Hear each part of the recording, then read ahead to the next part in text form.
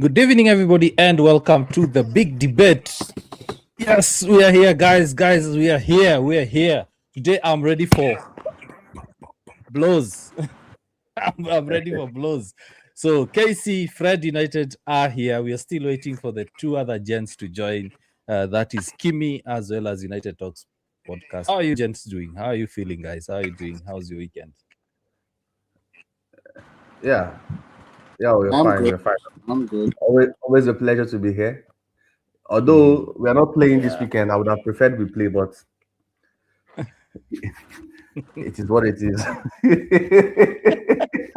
It is what it It is what it is. is. Oh Yeah, God, I Fred, love what's up? being happy to be here. I'm happy to be Mm-hmm. here again, and I've been looking forward to this for a long while. After the last section, thankfully it's Mm-hmm. here again, and we can do it. So I'm happy. Yeah. So as we wait for the other guys to join in, um, let's just have a small chat about what's going on online. We were just having a quick chat with KC Reacts about how Manchester United fans of late are very divided. It's Manchester divided. It's not Manchester United. It's more of who's right and who's wrong. For example, Carrick versus Amorim, um, Kobe Mainu, Ugarte, name it. So let me start with you, Fred. What do you think? What do you think? Why are Manchester United so divided? Why? How come it's not about supporting the club? It's more about settling scores and basically making someone's ego feel nice. Well, I think this has been long coming. Mm-hmm. Um, the fan base had a divide as soon as Alex Ferguson left. We lacked continuity, expectations were cut off, and the younger generation of fans, with the way the older generations, as we, the experience we had, they are also Mm-hmm. expecting to have the same experience. But unfortunately, it's not the same way. So the divide is just there. And with Mm-hmm. everything happening, players going on, players you love, coaches you love, and all of that. You having the expectation that they are going to do, and eventually they don't do well after putting your soul into supporting them, and then you are disappointed. It has caused a whole lot of divide. The annoying thing is, as much as we bear the name Manchester United, it seems like we are the most divided fan base in football. We are not united in anything. Mm-hmm. So that's even my major problem. We are not united, regardless of Mm-hmm. if our name is Manchester United. So that's it. Mm-hmm. Mm-hmm. Okay. Casey, what are your thoughts on that? Hey, KimiYaps is loading. Good evening. Yes, sir. Yeah, Kimi. Hey, My Kimi. yeah, I agree with Fred. I think Kimi is experiencing a blackout. Dead move on my part, guys. I kind of got the time wrong. Kimi is Oh, sorry. my Sorry. apologies. Oh, there is some feedback. There is some feedback. Who is it? Is it Kimi? Is it All right. Casey? Casey is usually the Apology, culprit guys. with no, feedback. no, no, not this time. I'm excused. Well, I'm here now.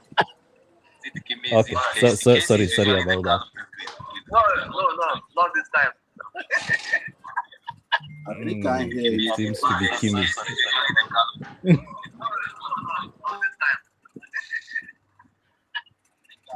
Where is the feedback coming from? Hmm. Okay. So I think we'll just mute our mics, and then when it's your time to speak, then probably you can speak. So guys, I think that's what we need to do to move forward. So Casey, you are saying something about Manchester divided. It's no longer Can united. you guys hear me? Yeah, Yeah, yes, Fred, yes. we can hear you. Yes. Yes, I was saying Fred is actually right. He's I don't know if he's a lot of people are now doing like social media, TikTok, Mm-hmm. the analyst something. including myself also. You understand? Yeah. And everybody's trying to drive views. Mm-hmm. You understand? So sometimes people don't actually, they just look at the emotions of what is invoked. Not now, my heart might be telling me that Carrick is not the right man, but because the popular opinion is get Carrick in. Now I want to drive views to my page. I want to drive likes to my page. What do? I won't say the right. I won't say what my heart is saying. I will say what, because I mean, I was UKG. I was on your page the other day. I was watching your video. I saw some people. Oh, I saw what they were saying. Yeah, so Yeah. so what people actually want is maybe they just tell you them what they want, and some a lot of clashes here and there. A lot of clashes. It's about now. That is the situation that we are trying to avoid, because if you sack Amorin, when you sacked Amorin, he had a lot of supporters. Some people bought into his vision. Yeah. Now, some people wanted instant win. Okay. Now, it will not be like when anytime Manchester United loses any match, it will be like, sure, we said it. People have sacked Amorin now. Look at now, anytime Mayu wins, it will be like, yeah, thank God we sacked Amorin. So it's going to, this thing is not going to stop anytime soon. It's going to continue. Yeah. It's not going to stop anytime. It's going to continue. And I believe the division is caused by one, probably, like I said, a lot of people are now, analysts reacting, content, Manchester United content, and it's paying. So people will say a lot of things to keep the fans divided. That's one. And also, people just say, people are trying to drive views to their page. What is popular? What is popular? Yeah. If you mention, sometimes when you talk about Kobe, I'm telling you, some people might go and report your page. That's true. That's true. Yeah, some people might just, and funny enough, they are Manchester United fans, so it's not like they are Chelsea or Liverpool fans. They might just go and report your page. So yeah. So that is, and a lot of player FC. That is what is causing this division. It's no longer about supporting United. It's about, yes, my opinion supersedes your opinion. You don't know anything. We no longer want to disagree to agree. Yes, true. This person is good. This person is good. That's it. So it's going to continue. It's going to continue, and it's going to keep affecting our club. And it has even gone down to our legends. That Manchester United is the only club that I see that even the legends are toxic. Baka will be losing. You cannot hear Deco or any of the legends say anything. But just a draw, and look at, okay, we'll get there. We'll get there. So that's that. I think it's just the views, the internet, and trying to play into the popular opinion. True. Kimi, it's more of Manchester divided than Manchester United. What's going on? Is it about settling scores, making one's ego feel nice? How come nowadays Manchester United no longer support Manchester United? It's like they are looking at fighting each other online. Is Kimi there? He's frozen. Kimi is frozen. So anyway, guys, let's kickstart our debate today. Let's start with recent performances. Manchester United have had a good run, despite the loss to Newcastle last weekend. Is it just a pothole in the road, or should we start panicking? Let me start with Fred. Hello, can you guys hear me? Yes. Fred. Yeah. I don't think we should start. Can you guys hear me? Yes.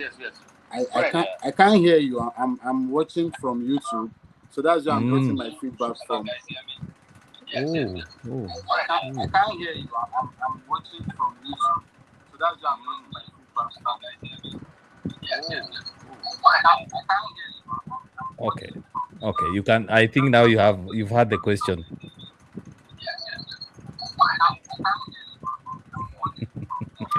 I think now you have Probably I start so he can.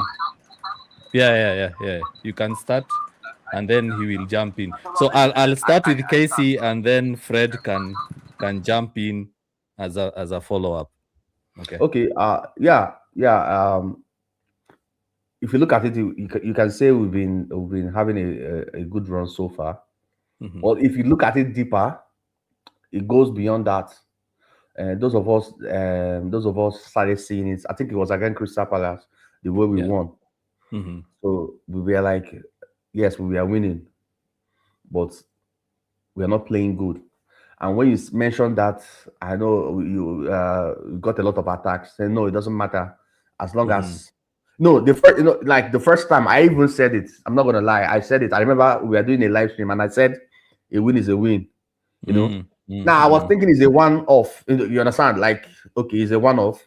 Yeah. But the next game, it was even worse in the next game. The next other game, it was leading up to us losing against Newcastle. Yeah. Yeah, so you could say yes. Mhm. Carrick, the record has not been bad. I mean, as Mhm. yeah, it's just one loss, Mhm. and we are in top three. Mhm. But we know this club. That is why we are worried. We know these players. We've had so many issues. Yes, we know this club. We know these players.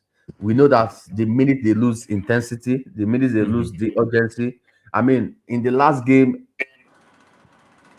we were just like, "What is these people playing? What is this people playing?" It was like just look for Bruno. That's what we are playing. No pattern. Just look for Bruno. Just look for Bruno. Do magic. Do wonders. Look for players to score. If you can give pass, let the players score. If they can't, Yeah. it's we can't sustain it. But thank God Liverpool lost and Chelsea. So at least we are still in the top three. Mhm. But Mhm. going forward, I'm scared. I'm scared. That's why the next game against what we play next, Aston Villa, we need Mhm. to win. Mhm. Because Mhm. if we drop points against Aston Villa, now even the morale of the players now is going down. It's going to dive. That's why we need to win that game. At least let them come up okay. We are still in this, but if you look at it, it's not been, Carrick has not been bad. But if you look at it, if you go deep, it's not been we have not been playing well. We've not been playing well. Yeah. Even if we are winning, we have not been playing well. True. True. True. Yeah, Fred, your thoughts on that?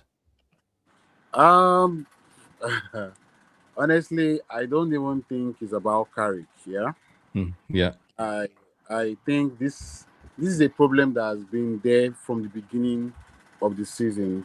Right from the beginning of the season, there is one thing that has been constant in all our football, Amorim or Carrick, or even Mhm. Fletcher.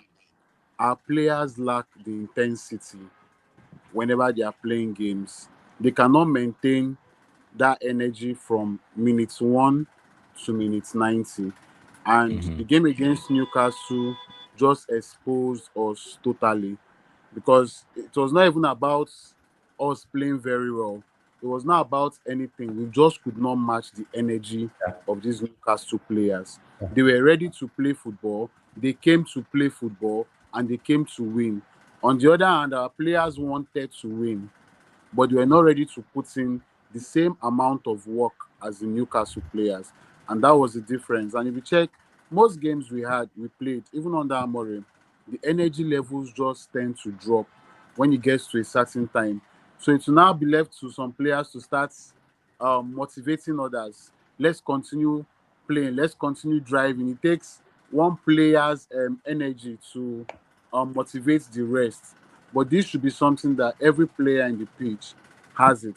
And honestly, I don't know what's the solution to that because it's something that has to be drilled into the heads of these players, both the ones that are going to buy and the ones that are already there. Because it seems like anyone that is coming just ends up falling into that loop of no energy, not wanting to try for full 90 minutes. And Mhm. I'll use Kunha as a very quick motivation. You watch Kunha for Wolves and you watch him for Manchester United. It's a little bit different ball game because he knows for Wolves he has to deliver. He has to play for 90 minutes. He has to do everything. If he's not there, nothing is happening. Yes, different roles for Manchester United. We understand that. But then your energy level should not drop. It should not because you're in Manchester United and you're not the star boy. So you don't have to put as much energy as you should. You only just come up and give us clips or glimpse of what you can offer. We don't want that from all the players. We want them to play for full 90 minutes. And until that is sorted, I think that's a very core problem. Until that is sorted, we have a whole long way to go. So it's not necessarily about Carrick nor anybody. It's just our players not being able to maintain their energy. Should it be should it be the fault of the conditioner, the team conditioner, or the players conditioner or something? I don't know. But I think a whole lot of work has to be done behind the scenes for us to see positive results on the pitch. True. Yeah. So let me read a couple of comments here before we actually continue the debate. Mo, big up, Mo. You're saying hello, people. Big up to you as well. Fred United says hello. He's watching and commenting at the same time. Yeah, and Mo asks a question. We are going to discuss this next, actually. What's the panel's long-term manager from next season? It's part of the lineup of topics to discuss, because today's debate is huge and we're still waiting for two big men, guys with facts, Kiwi and United Talks podcast to join. Collis on TikTok, big up Collie, says, do we all agree West Ham play better football than Manchester United? Why is that happening? Casey.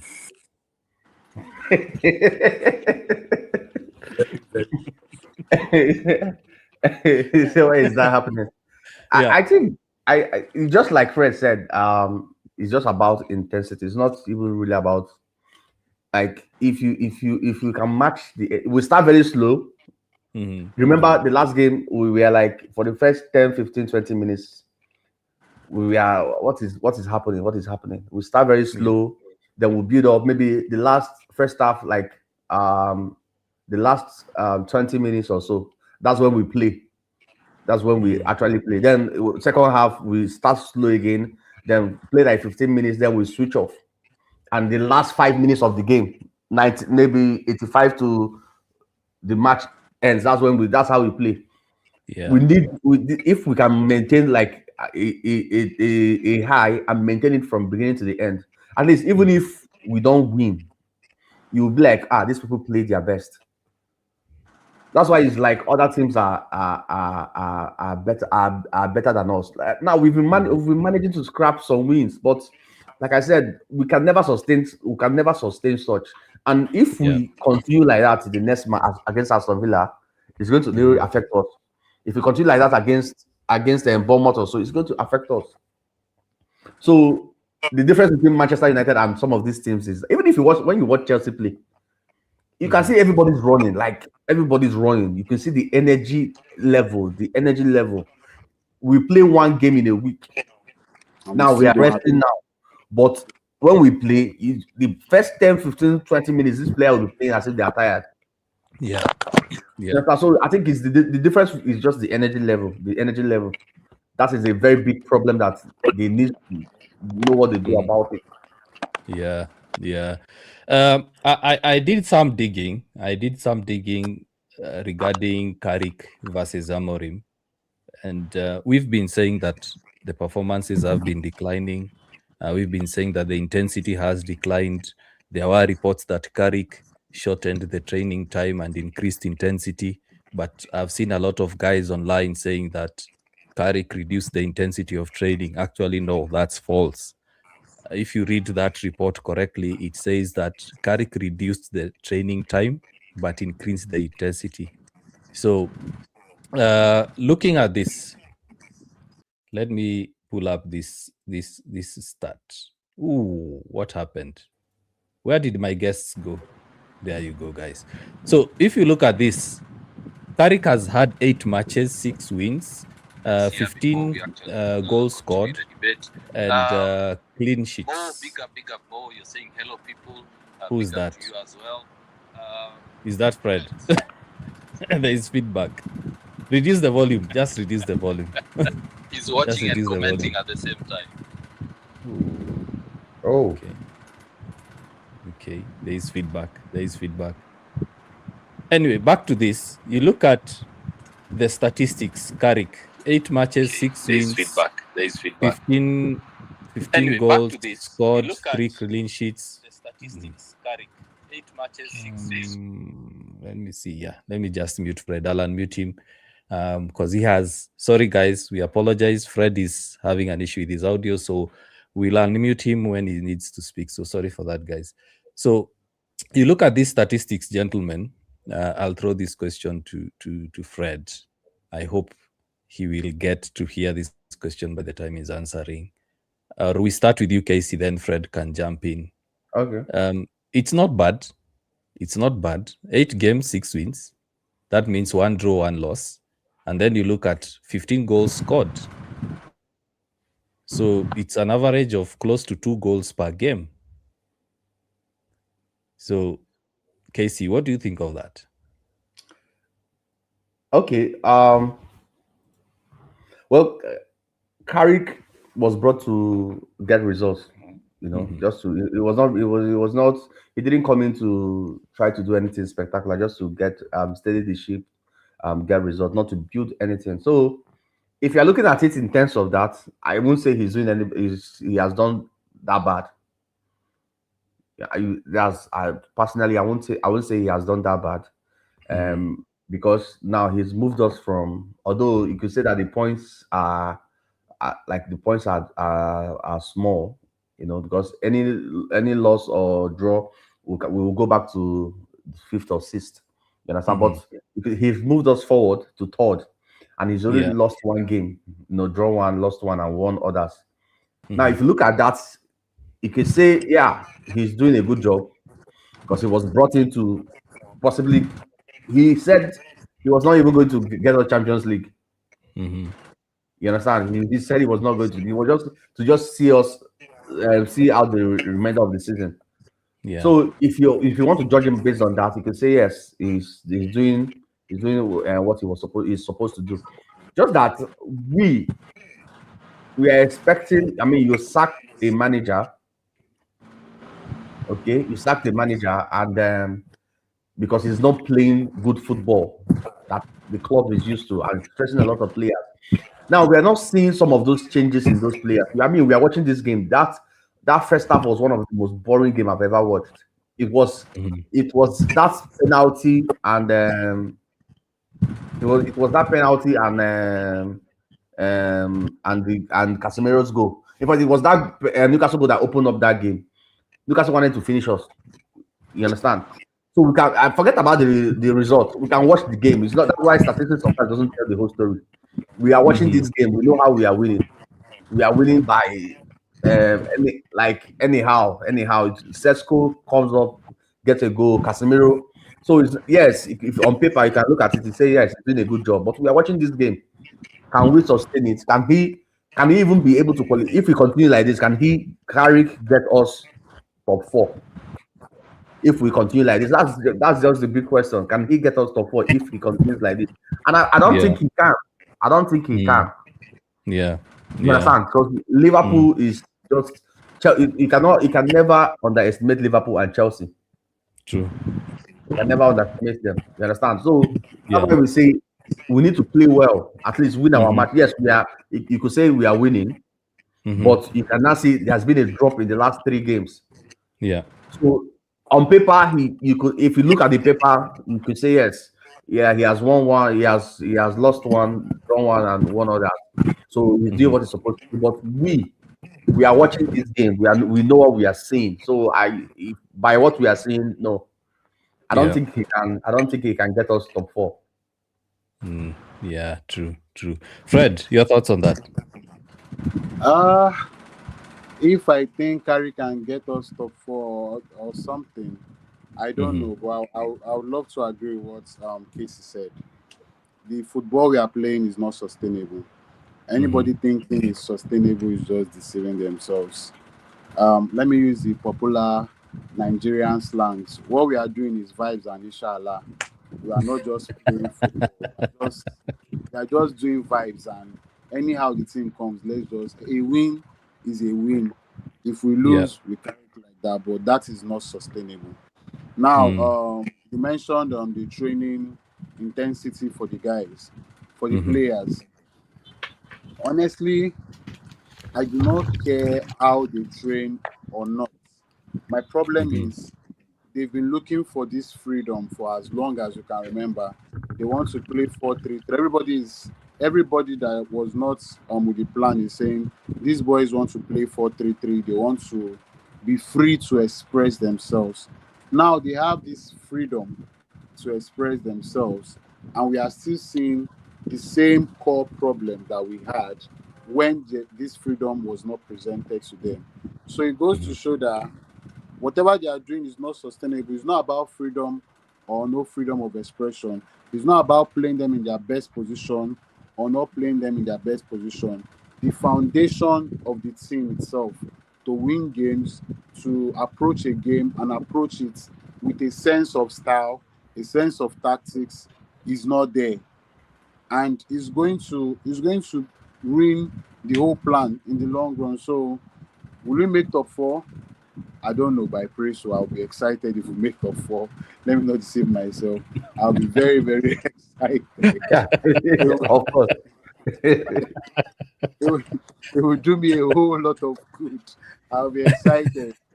But with the way we are playing, can we make top 4? With the injuries we have, with the midfield we have, with the games we have coming in, is 50-50 in my own opinion. Okay. Guess who's in, guys? DJ El Pablo, United Talks podcast. Casey, United Talks now owes us. He's late. Bro, I'm just getting back. So you know what? I owe you guys. I take full responsibility. So as you can see, I've literally not even taken off my clothes. But yeah, it's okay. Guess what? Look what I have on. I'm ready. I'm ready for war. I'm ready for battle. Yeah, man. Like the chaos is everywhere, man. The chaos is everywhere. Yeah. So before I bring you in United Talks, I don't know what Casey and Fred are talking about, because I was looking at these stats. Here. I'm like, what are these guys talking about? Look at these stats. Same games.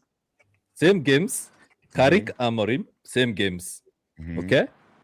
So I've just lined them up based on how the fixture schedule was. Okay. So these are the same games that they've played, not based on how many, like the streak, but just the same games they've played, like same Arsenal, Man City. Yes, Fulham, West Ham, Everton, and Crystal Palace. I don't know why the AI agent decided to have. It was screwing up. But ideally, these are the same games. We know that the Everton one was a win, Crystal Palace was a loss, and the West Ham game was a draw. I don't know why the AI agent did that. Sorry, guys. Yeah, that's fine. No, that's fine. I was rushing. And then you look at the other games, it was a draw versus Fulham, loss versus Arsenal, draw versus Tottenham, draw versus Everton. Crystal Palace win, Newcastle win. And then you look at the underlying numbers. Same matches, same fixtures. So what are these guys talking about? I said I'm ready for blows, guys. I'll see. I will still maintain it. I will still maintain it. On paper, on paper, you can say, mind you, it's two different roles. One was brought to build a team. One was brought to get us results. You know what, Casey? You just actually smashed it right there. So one was brought to build a team. Context is important. Is key. One was brought in to build a team. The other was brought in to just get us top 4. Yeah. Do you understand? One was result oriented. The other one was team building oriented, structure oriented. So somebody comes and tells me, "Oh, do you know now?" Some Man United fans are beginning to realize that actually Amorim was right in some of the things that he said. Some Man United fans are beginning to realize that. I was explaining to a Manchester City fan yesterday, and I was surprised that everything was just coming out and was even clearer to me. That just basically went to play soccer, and I was talking to him and I was explaining to him. He's like, "What's wrong with Man United?" And when I started explaining, I was like, "Yeah, they sacked a manager who is trying to build a team, and they brought in a manager who is interim, who is like, I don't give a care. I will put out the best team, and I try to get results." Yeah. And now they're marrying both of them together, bringing Amorim and bringing Carrick and saying, "Oh, look what Carrick has got us. Oh, Amorim didn't do this." You forget that this guy came up half season, tried to build a team, weed out the scraps, then started building a team. And we played our first game against Arsenal, and it felt like we were the better team than Arsenal. Arsenal were really struggling. And guess what? Look at that team that played Arsenal, that played that Arsenal team that faced Man United in that first game, compared to what they're delivering now. It's pretty much the same. It's pretty much the same. The time they managed to try to score goals in open play, they still it shows that they rely on set pieces. Same thing from what happened the last time. So when you look at that, and I made a statement that in that video, and if God bless us now, if they bottle this league, bro, they are done. I'm going to be making videos every day because of them, bro. And I'm going to be making videos and replaying that statement. I watched that video recently, and I was like, really, I made some really bold statements, bold takes, and I don't want to go back to it until the end of the season. Because the truth is, when you look at what we were trying to build versus what we have now, you could tell. I mean, UKG, you said this in the live we attended yesterday. The intensity. In fact, for the first time, I actually believe what Magobridge said. The intensity has dropped in the last 4 games. Yeah, it has. Paul Scholes came out and said it, even though I was annoyed with Paul Scholes for it because he took a jab at Michael Carrick. Came out and said the last 4 games, Man United have been crap. But say that to the Man United fan base, they're going to be triggered. Bro, like when I was explaining yesterday, I was like, United are really in deep trouble. I said something yesterday. I said, if we were building a project, we should have started conversations about the project. We're not hearing anything. We're not hearing any stuff about maybe pre-contract agreement with this person. We already know the manager we're going for. We're not hearing any of those. All we're seeing is just vibes. Like I jumped in and Fred was like vibes and inshallah. And that's Ole Gunnar Solskjaer 2.0, bro. Vibes and inshallah. There you go. Bro. Vibes and inshallah. Vibes FC, PE teacher FC.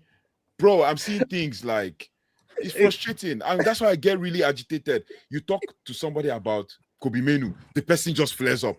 How can you say Kobe Menu is this? Bro, it's frustrating. Yeah. No, so you see the stats? You see the stats that you showed? Like, if I was to analyze it game by game, is it Man City that Amorim did not beat 2-1? Is it Crystal Palace that Amorim did not beat earlier in the season? Yeah. Is it Everton that we struggled with that Amorim did not beat 4-0 last season? Is it West Ham that Amorim did not beat last season? Like, the West Ham that got Ten Hag sacked, Amorim beat them, the return leg. Like, there you could bring so many games and I'll compare them. Amorim has beaten Man City more times than Michael Carrick has beaten Man City. Let's argue that. He beat Man City 3 times. Bro. That's why I said statistics don't do justice at all. It does. Yeah. Mo is saying, nah, I'm not hearing any Amorim apologies. That guy was playing 5 at the back and not a United way. Shout out to you, Mo Hamza. Shout out to you. Please tell me what is the United way. We'll start the education right there from there. What's the United way? 4-2-3-1. Do you think that Sir Alex Ferguson actually played 4-2-3-1? He actually played 4-4-2 with Michael Carrick and Paul Scholes, or Michael Carrick and Darren Fletcher in the midfield, with Ryan Giggs playing on the left and Cristiano Ronaldo playing on the right, or Nani playing on the right, or Antonio Valencia playing on the right, Ashley Young playing on the left. The 2 forwards were Wayne Rooney, Luis Saha, Wayne Rooney and Dimitar Babatov, Wayne Rooney and, in fact, Teddy Sheringham and Paul Scholes and Dwight York and Andy Cole, bro, 4-4-2. Yeah. So if you want us to give you lectures, we'll give you lectures based on what Alex Ferguson played. So Alex Ferguson evolved into a 4-3-3 team where he was at a point playing a David Beckham as right midfielder. Yeah, bro. Let's get some knowledge and some facts before we start arguing about United Way. If you want, put it in the chat. What is the United Way? Let's start that conversation from there. Define it for me. Yeah, because even the Scholes that said the United Way. I'm sorry, guys, I'm ranting, but even the Scholes that said the it's a debate. Yeah, even the Scholes that said the United Way is attacking, flair, had nothing to say other than my United were crap in the last 4 games, but Michael Carrick had something special, and then he praised Tonali. You didn't see the backlash that came out from that. I made a whole 35-minute video talking about it. Roy Rooney was annoyed that Patrice Evra called him a failed manager.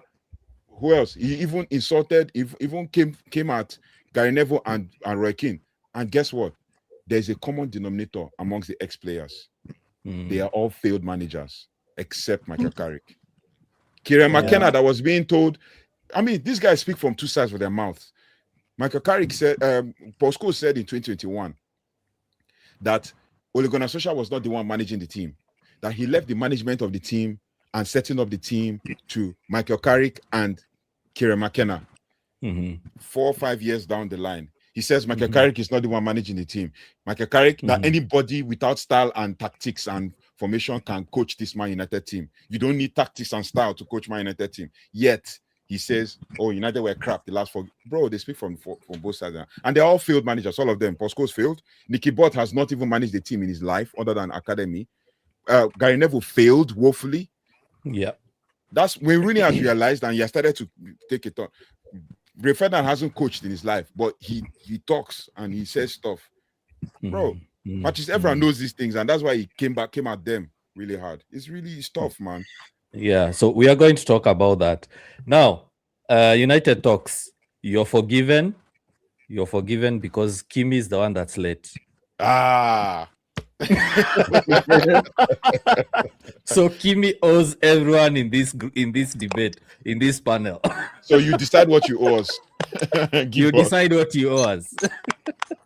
Hey Kimi, how are you doing, man? I hope Good you don't evening, have guys.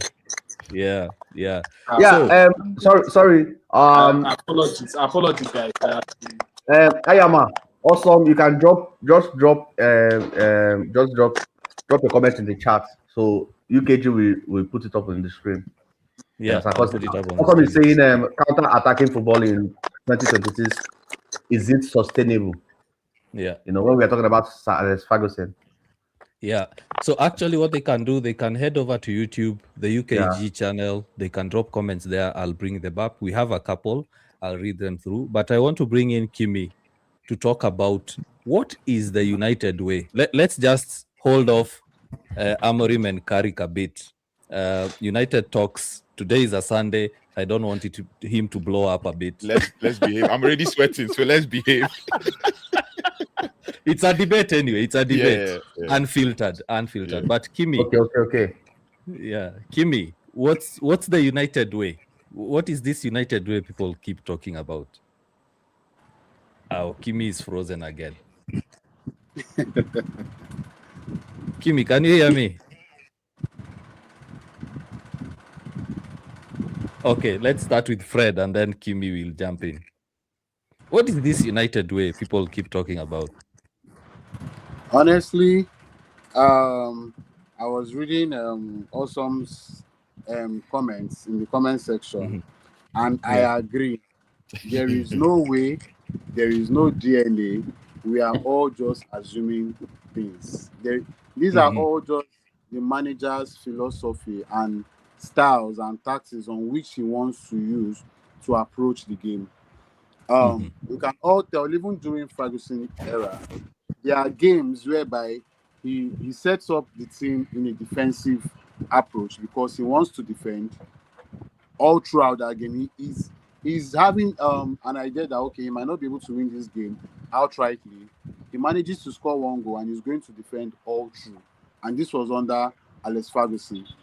But there are some games he's going to counter, and he's going to counter all through the game. There are some games he's going to attack, back to back, not even caring about his defense. He's just going to just attack all through. But this was all under Sir Alex Ferguson. So when I hear people talk about the Manchester United way, I'm always left I'm left wondering, what exactly is this way we are talking about? Who brought up this way? Was this way on before Sir Alex Ferguson? Because, I mean, most of us didn't watch Manchester United before Sir Alex Ferguson. So what was the way before Sir Alex Ferguson? What was the way before the manager before Sir Alex Ferguson? Because I think Manchester United, we ought to have started from the beginning and the creation of Manchester United. So which way are we talking about? Is it the Sir Alex Ferguson way or the Manchester United way? Let them be realistic, or let them come up with this with facts and historical information to back it up. Let's not just go ahead and just say the Manchester United way. And for me, I think every manager coming in is coming in with his own ideology of how he feels the club should approach their footballing idea, should approach their football. Every manager has his or her own idea. It might tally with what the other manager or the previous manager was doing. It might not tally. It does not mean there's a certain standard for all Manchester United managers to follow. And that's why I am peeled. My eyes are glued to the screen. I'm waiting for the next manager to come. If it is Enrique, and let us see if he's going to follow the Manchester United way, because, I mean, Manchester United way is counter-attack football. Luis Enrique is not all that a counter-attacking football style of coach. So let's see what's going to happen. Yeah, Kimi, I hope now you're okay. You know, Kimi has a certain frozen screen. It's like similar every other time. It's the same frozen screen every other time. Kimi, are you there? Can you hear us? I'm here. Yes, I can hear you now. I apologize, guys. I have been sorry. Network provider to the next. Yeah, okay. They are just been a whole thing. Oh, okay. So before I come to you, Casey, you want to say something quickly? Card right now. Yeah. Okay, I wanted to say, Ayama said we currently have a new manager, and I think he needs time to invert his system to the team. Wow. That is not Carrick's job. That's what I want to correct. That is not Carrick's job. Carrick is not here to invert any system. So we should not get it twisted. Carrick is not here to do anything with any system. Wow. Carrick is here to steady the ship, get us results. There is no system that Carrick is here to do. You understand? He's not here to do a system. He's here so you see the narrative, yeah? You see the narrative here. Now, Carrick is here on an interim basis, yet he needs time. But a certain manager who was brought in to build a team does not need time. He has to give us results. Bro, United fans are amazing people, man. You understand? Calm down. Until we are coming to that. We are coming if to he that. gets the job, then he can now build the system. For now, we need the result. Yeah. Now, Kimi, there is one age-old question that has been asked over and over and over again. What is this United way? What is this United way people keep saying? Kimi, can you hear me? Oh, his network again. Okay. I've Kimi, can you hear me? Kimi? Yeah, I can hear you.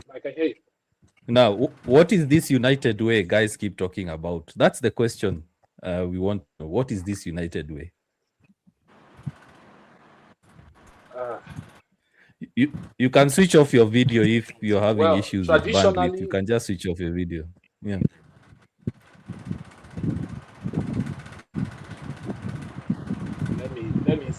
Let me see if I can switch it off. Can you guys hear me?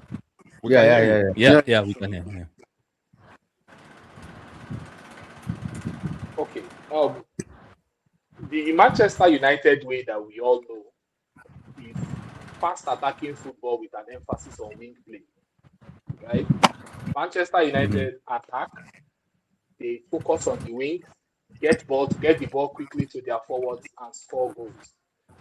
Over the last one, but one thing I would like everyone to know is you can always improve on a system. You can always come with variations to a system. Look at Barcelona.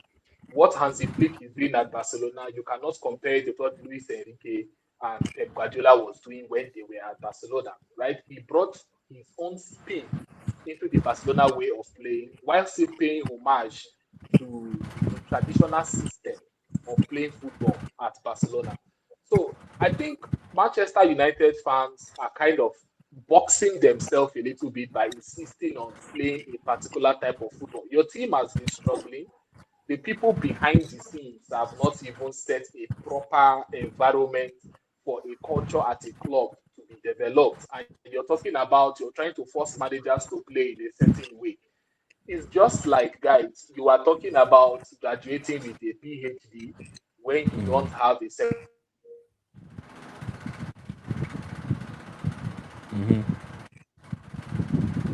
I think we've lost him.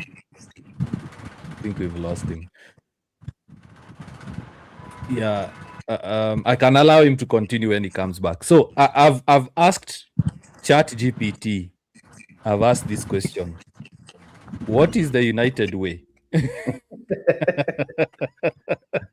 I've asked ChatGPT, what is the United way? When did it start? Because it's one of the questions that was asked on TikTok. I'm trying to get who asked that question.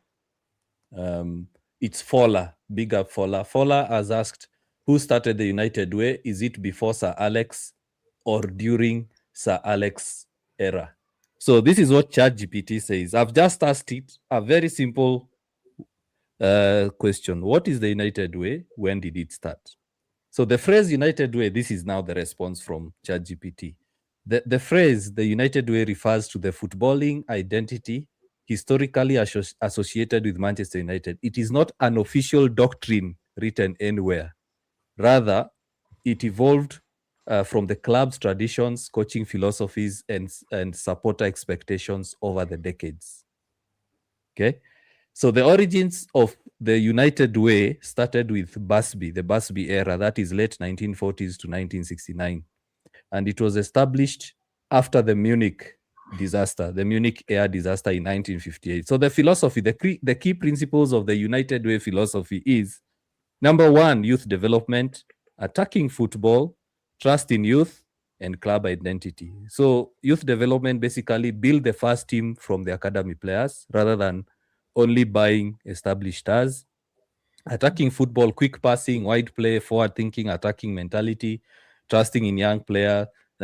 Busby regularly started teenagers in major matches. And then club identity is the players should entertain and attack rather than play purely defensive football.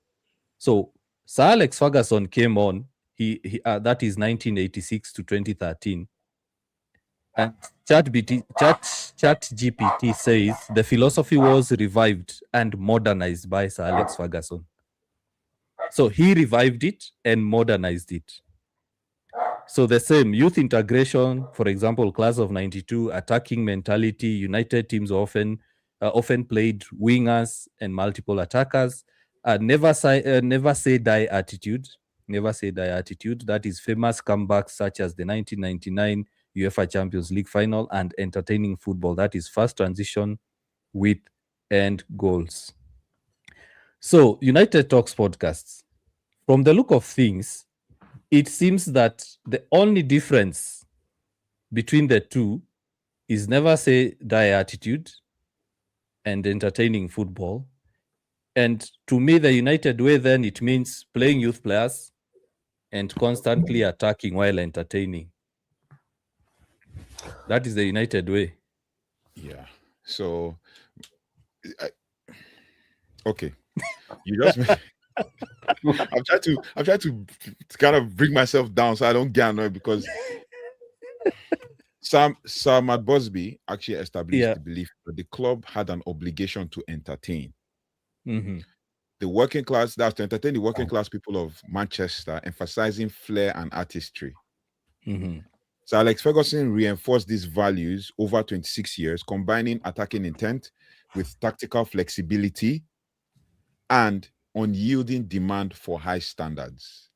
I mean, you asked ChatGPT. I just quickly Googled it because we've done this before, and I Googled it and I used the AI mode to kind of break it down because it will get like different takes, right, from different contents and stuff. Football has moved on. That's the truth. Whether we like it or not.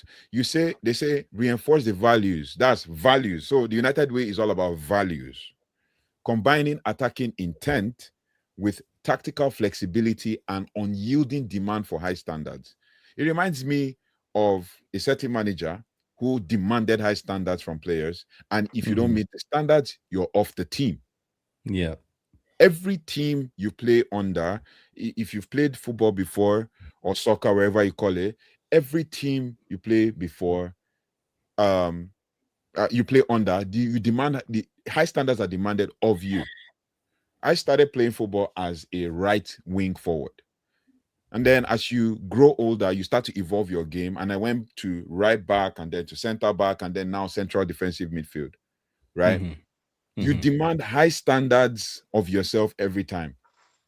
I'm looking at Mohamza's comments and he says, simply put by ChatGPT, attack, attack, attack. What does attack, attack, attack mean?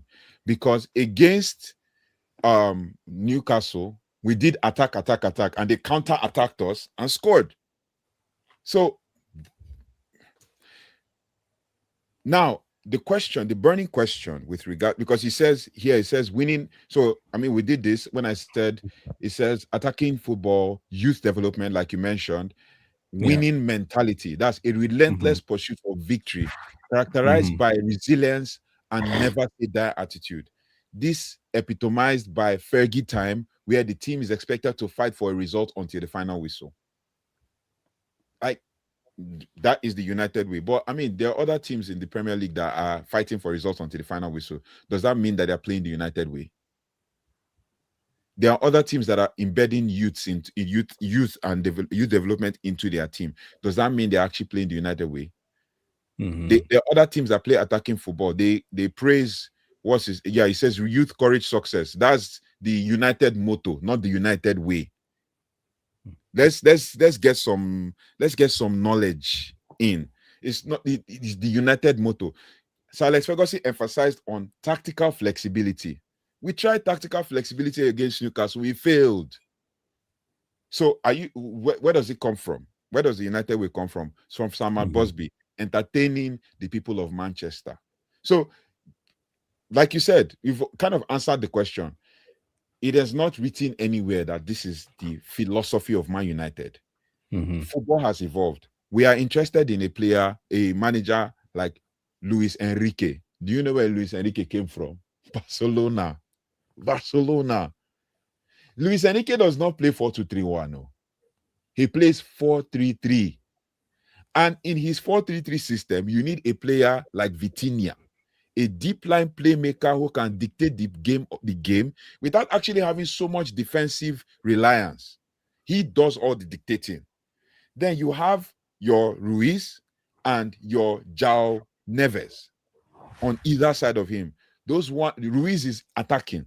João Neves is more of the defensive. But you know where João Neves plays? Right central midfield. Vitinha does all the work. That was the Vitinha of years ago at Wolves that could not play in the Premier League. So in this Man United team, say we get an Enrique now. Is Enrique coming to play the United way?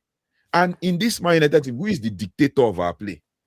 Because I'm going to trigger some Man United fans right now. Who is going to dictate play from deep, hold the ball, pass the ball, and still be able to score? Because Vitinha is scoring. True. So it's a big issue. It's a big conversation that we need to sometimes we need to tell ourselves the truth, right? We need to tell ourselves, and yes, Enrique is really the best option, but is he a United manager? That's my question.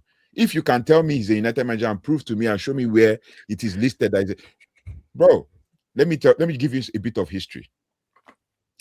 Just a bit, recent history. Omar Berrada came from Barcelona. He has his work experience from Barcelona. This guy, Jason Wilcox came from Man City, right? Then we have a Christopher Vevel, recruitment director from RB Leipzig, Red Bull Group, right? And then these are the guys that will determine for us how we play as Manchester United. Then there's a big problem because they're still hiring guys from City. You remember this week they've hired another guy from City. From City. Do you know that in 2011, 2012, right? In fact, 2008 to 2010, Manchester City copied the Barcelona model and brought it to Man City. Man City copied the Barcelona model and brought it to Man City. And we're recruiting the people from Barcelona to replicate what Barcelona was doing right. Building the academy, building a world-class stadium. And then they got the Barcelona people. Chiki Begristan, Omar Berrada at the time, even Pep. And now we have got some of their guys and we are trying to build a United way. Make it make sense.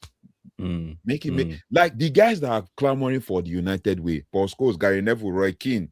In fact, Roy Keane wasn't even a United player. He was from Nottingham Forest. The class of 92 should come and show us what that United way is because they are the most recent. True. Now, let me pull in Casey reacts on this.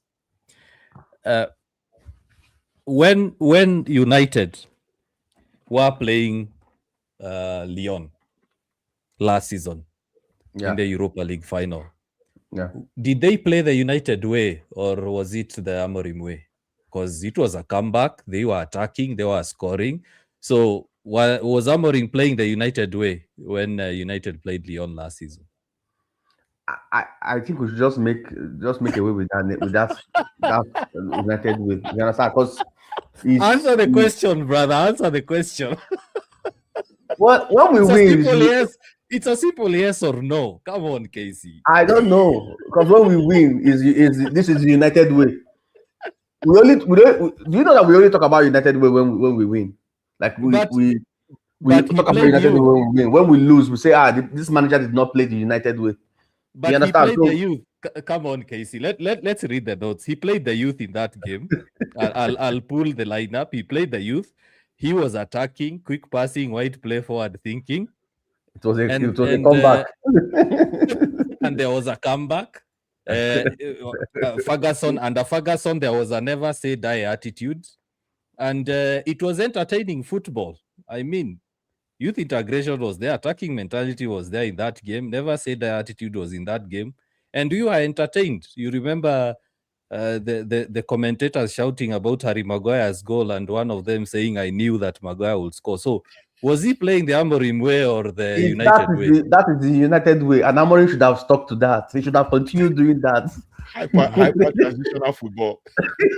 He should have continued doing that. He didn't do that. Then he started doing the Amorim way. He left what he was doing against Lyon, the United way. Then he started doing the Amorim way. You know, that's why we sacked him. That's why he was sacked. You understand? You know, that's why he was sacked. He left what he was supposed to do, the United way against Lyon.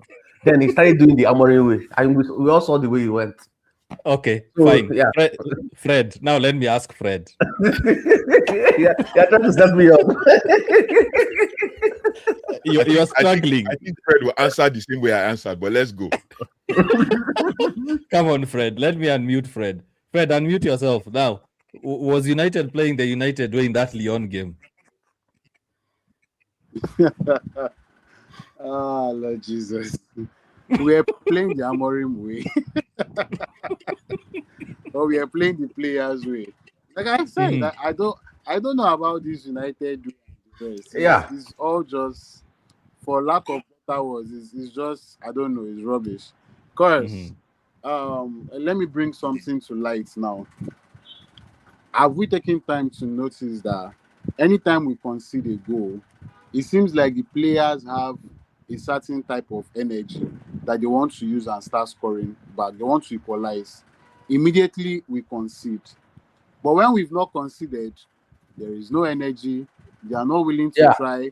Or even if they are trying, they are playing it safe. They are trying to be safe and cautious and everything.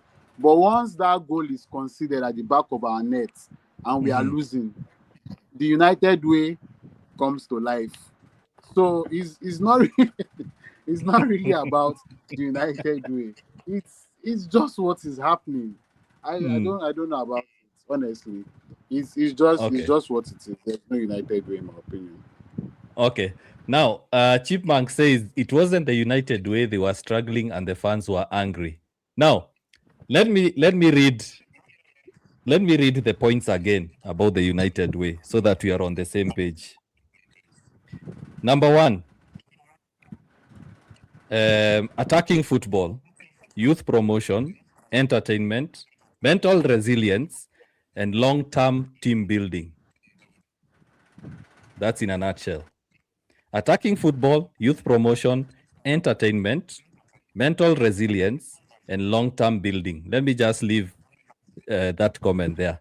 Now, looking at the lineup, guys, it was Onana, Mazraoui, Maguire, Yoro youth. Dalo, Ugarte, Casemiro, Dogu youth. Garnacho, academy graduate youth. Hoyland youth. Bruno Fernandes. Comeback win. Entertaining football. Mental resilience. You're muted. You're muted, United Talk. Sorry. The only academic graduate in that United way mentality or youth promotion and all of that was Garnacho. And Garnacho was technically not an academic graduate because he signed him from Atletico Madrid for £800,000. Come on, he's an academy graduate. Okay, so youth. It doesn't say necessarily from the academy. It says okay, unless that. Youth. So there were 3 youth players in that team: Garnacho, Dogu, Yoro. Okay. And we can say Hoyland as well because he was 23 then. He was 21 then. 21, yes. So out of the 11, 4 of them are youth players. United came from behind, scored. United entertained. There was mental resilience to get the comeback. So what if guys are saying, if for example it wasn't the United way, they were struggling and the fans were angry, and we've listed them and highlighted examples. So guys in the comment section, what exactly is the United way? Somebody That's said a big question. Somebody said ChatGPT simply put it. That's more. Said ChatGPT simply put it as attack. What does attack mean? Yes, let me bring that back. What does attack mean? That's like you said, better explained by ChatGPT. Attack means what? That's my question. Because I can go on to defend the United way, and I can still go and debate against the United way. What does attack mean? So we played the youth because we didn't have. Please, but it is the United way. It is the United way to play youth. It is the United way to play youth. So Ayama, I think your question has been answered. He said Ayama is asking, during Ruben Amorim, did we play the United way? So this is so I refined my prompt, right, when I was Googling just to answer that question. Yeah, I asked, I said, was Man United way being played against Lyon? Right? Was the Man United way being played against Lyon in the Europa League? And the Google AI thing could not give me an answer. You know what it did? It just explained the match for me. First leg, the teams drew 2-2 at the stadium, Groupama Stadium, where Joshua Zirkzee and Ryan Cherki scored late goals. Then second leg, historic encounter at Old Trafford. United won 5-4 after extra time. Right? 2-0 win, 2-0 lead. I mean, why are we dropping leads? That's the question. We were 2-0 up. Manuel Ugarte, Diogo Dalot should have finished off the game, didn't need to go to extra time. Lyon fought back to lead 4-2 at extra time, despite being down to 10 men.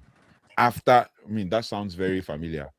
After Corentin Tolisso was sent off, then the comeback happened when 3 goals were scored in extra time. Bruno Fernandes, Kobe Menu, and Harry Maguire to secure the win.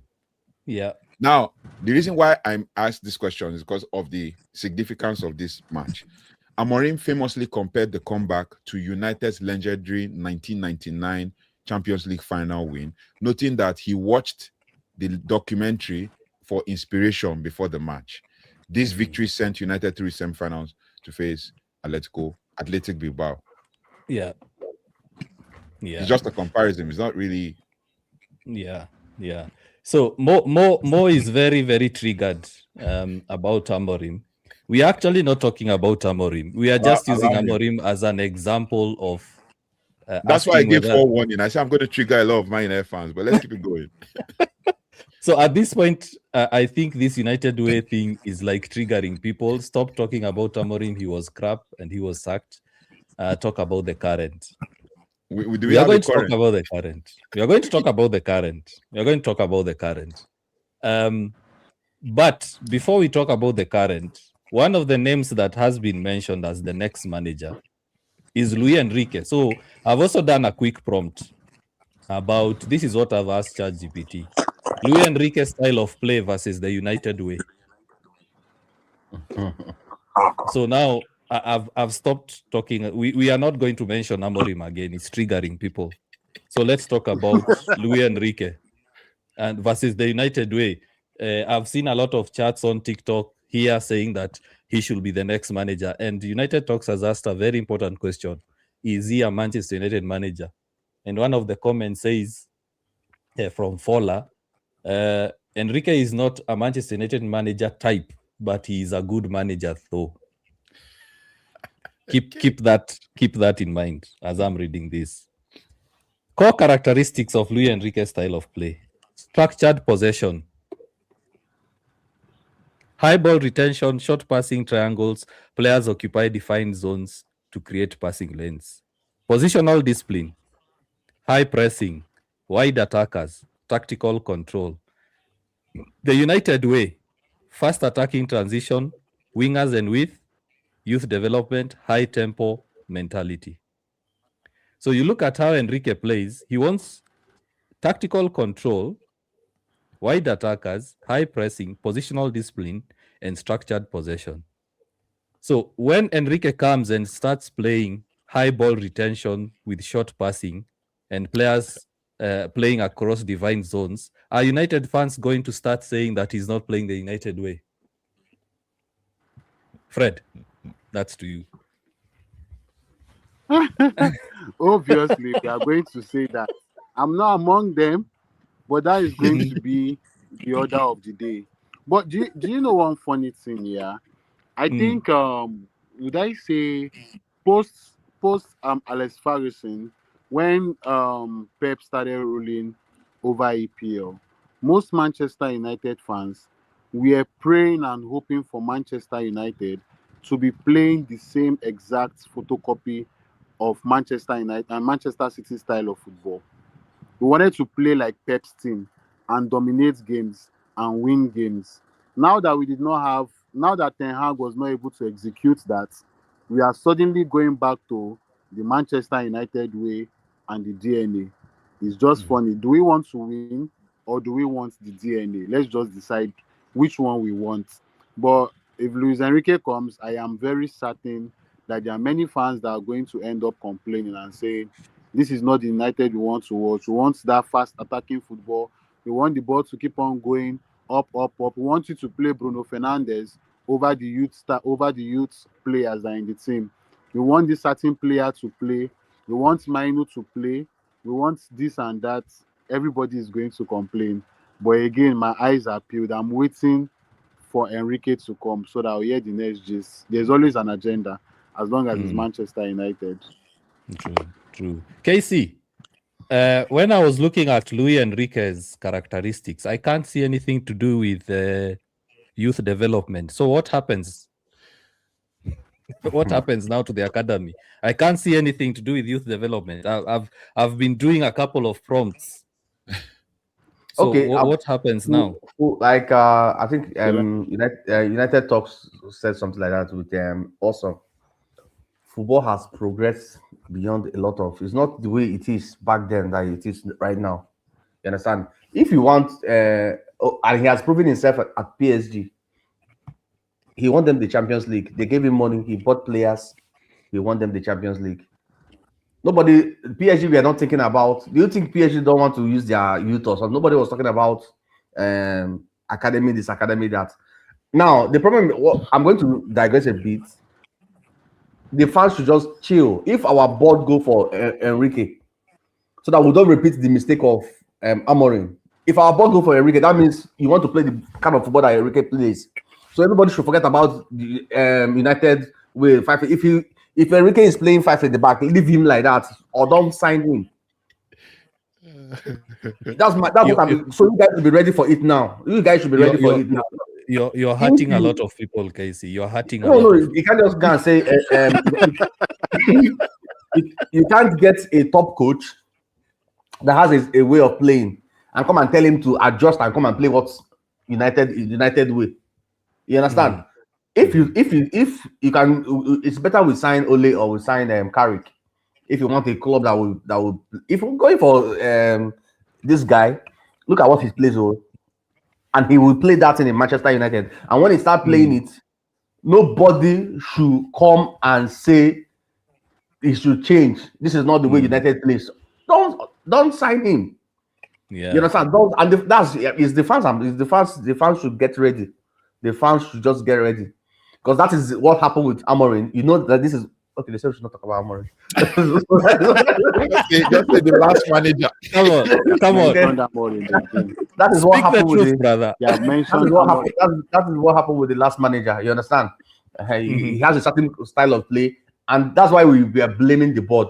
It's not even really about the results, because you sacked him. Okay, yes. You need results to sustain whatever you are doing. He was not getting enough results to sustain what he was doing. We know that, but we understood that there is no backing. There's no backing. You understand? For somebody that wants to rebuild a decade of rubbish in that club, and it needs time. Now we are talking about time. Somebody said,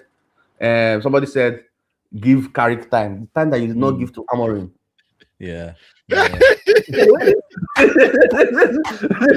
You understand? So my point is, any manager you're going to get, don't get a specialist. Enrique is a specialist. So if we can go for a vibes coach, maybe get a Zidane that we just look at the player. What can you guys do? Or you guys should go and play. Just get me the win, you know. And get a Zidane that he doesn't play a certain kind of way. You just look at the player. Okay, he plays to their strength. Maybe we'll get him. But if you're getting a Enrique, who again? Alonso, Alonso, yes.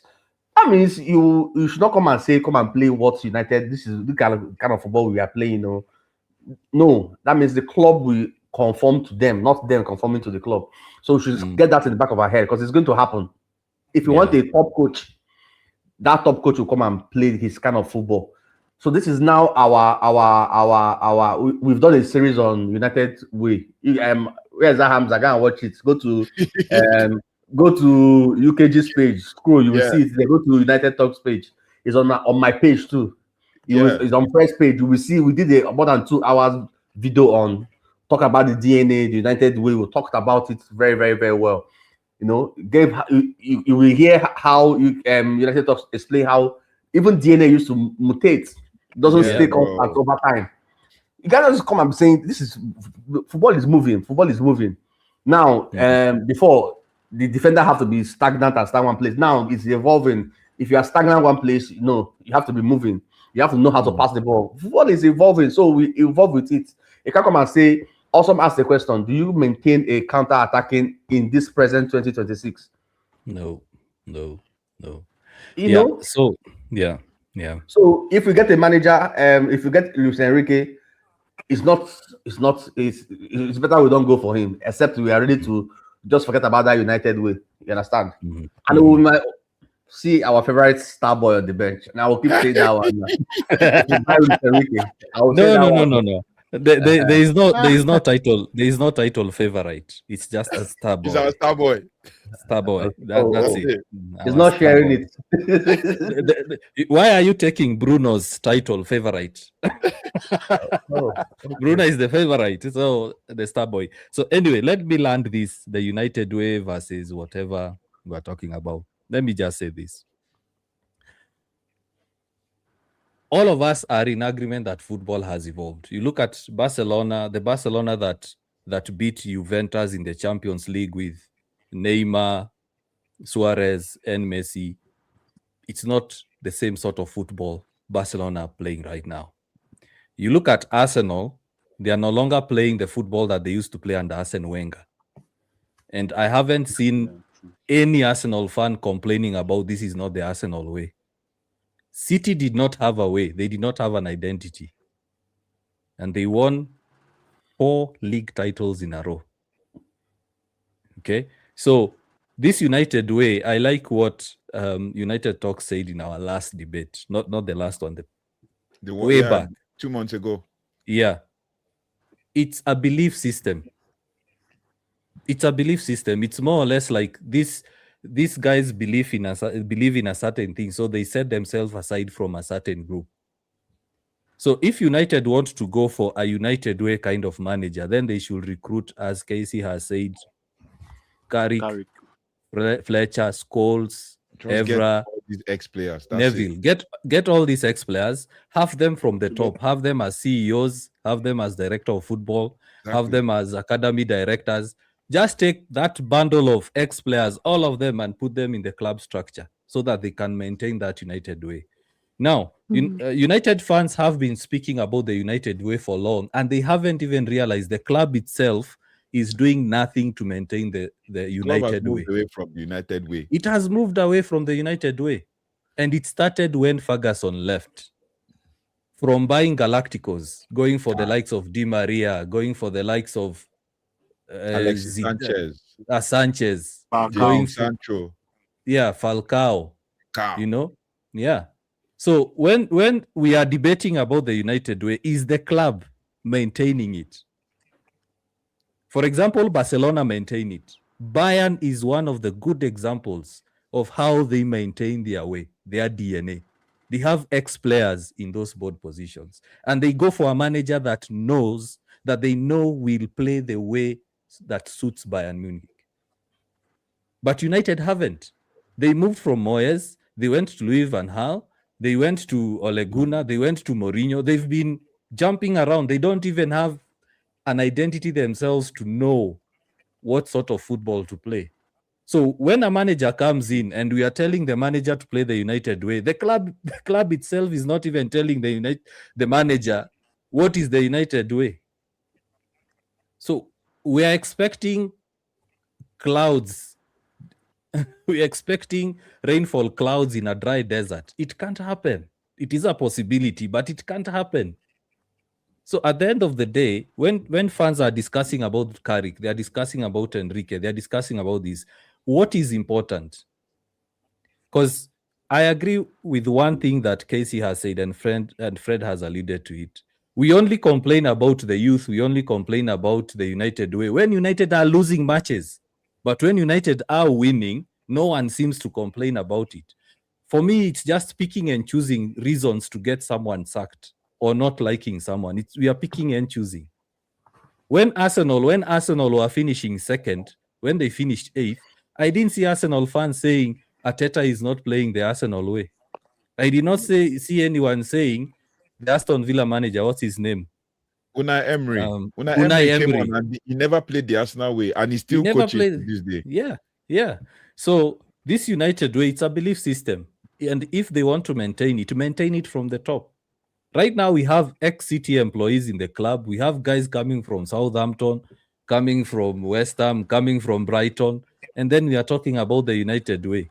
So for me, United fans just need to focus on what is important. What is important is winning football. If they want to maintain the United way, then go for a manager that plays that attacking football. But you can't pick and choose. You say, oh, he plays attacking football, but he does not play the youth. oh, he plays the youth, but he does not play attacking football. He does not play the United way.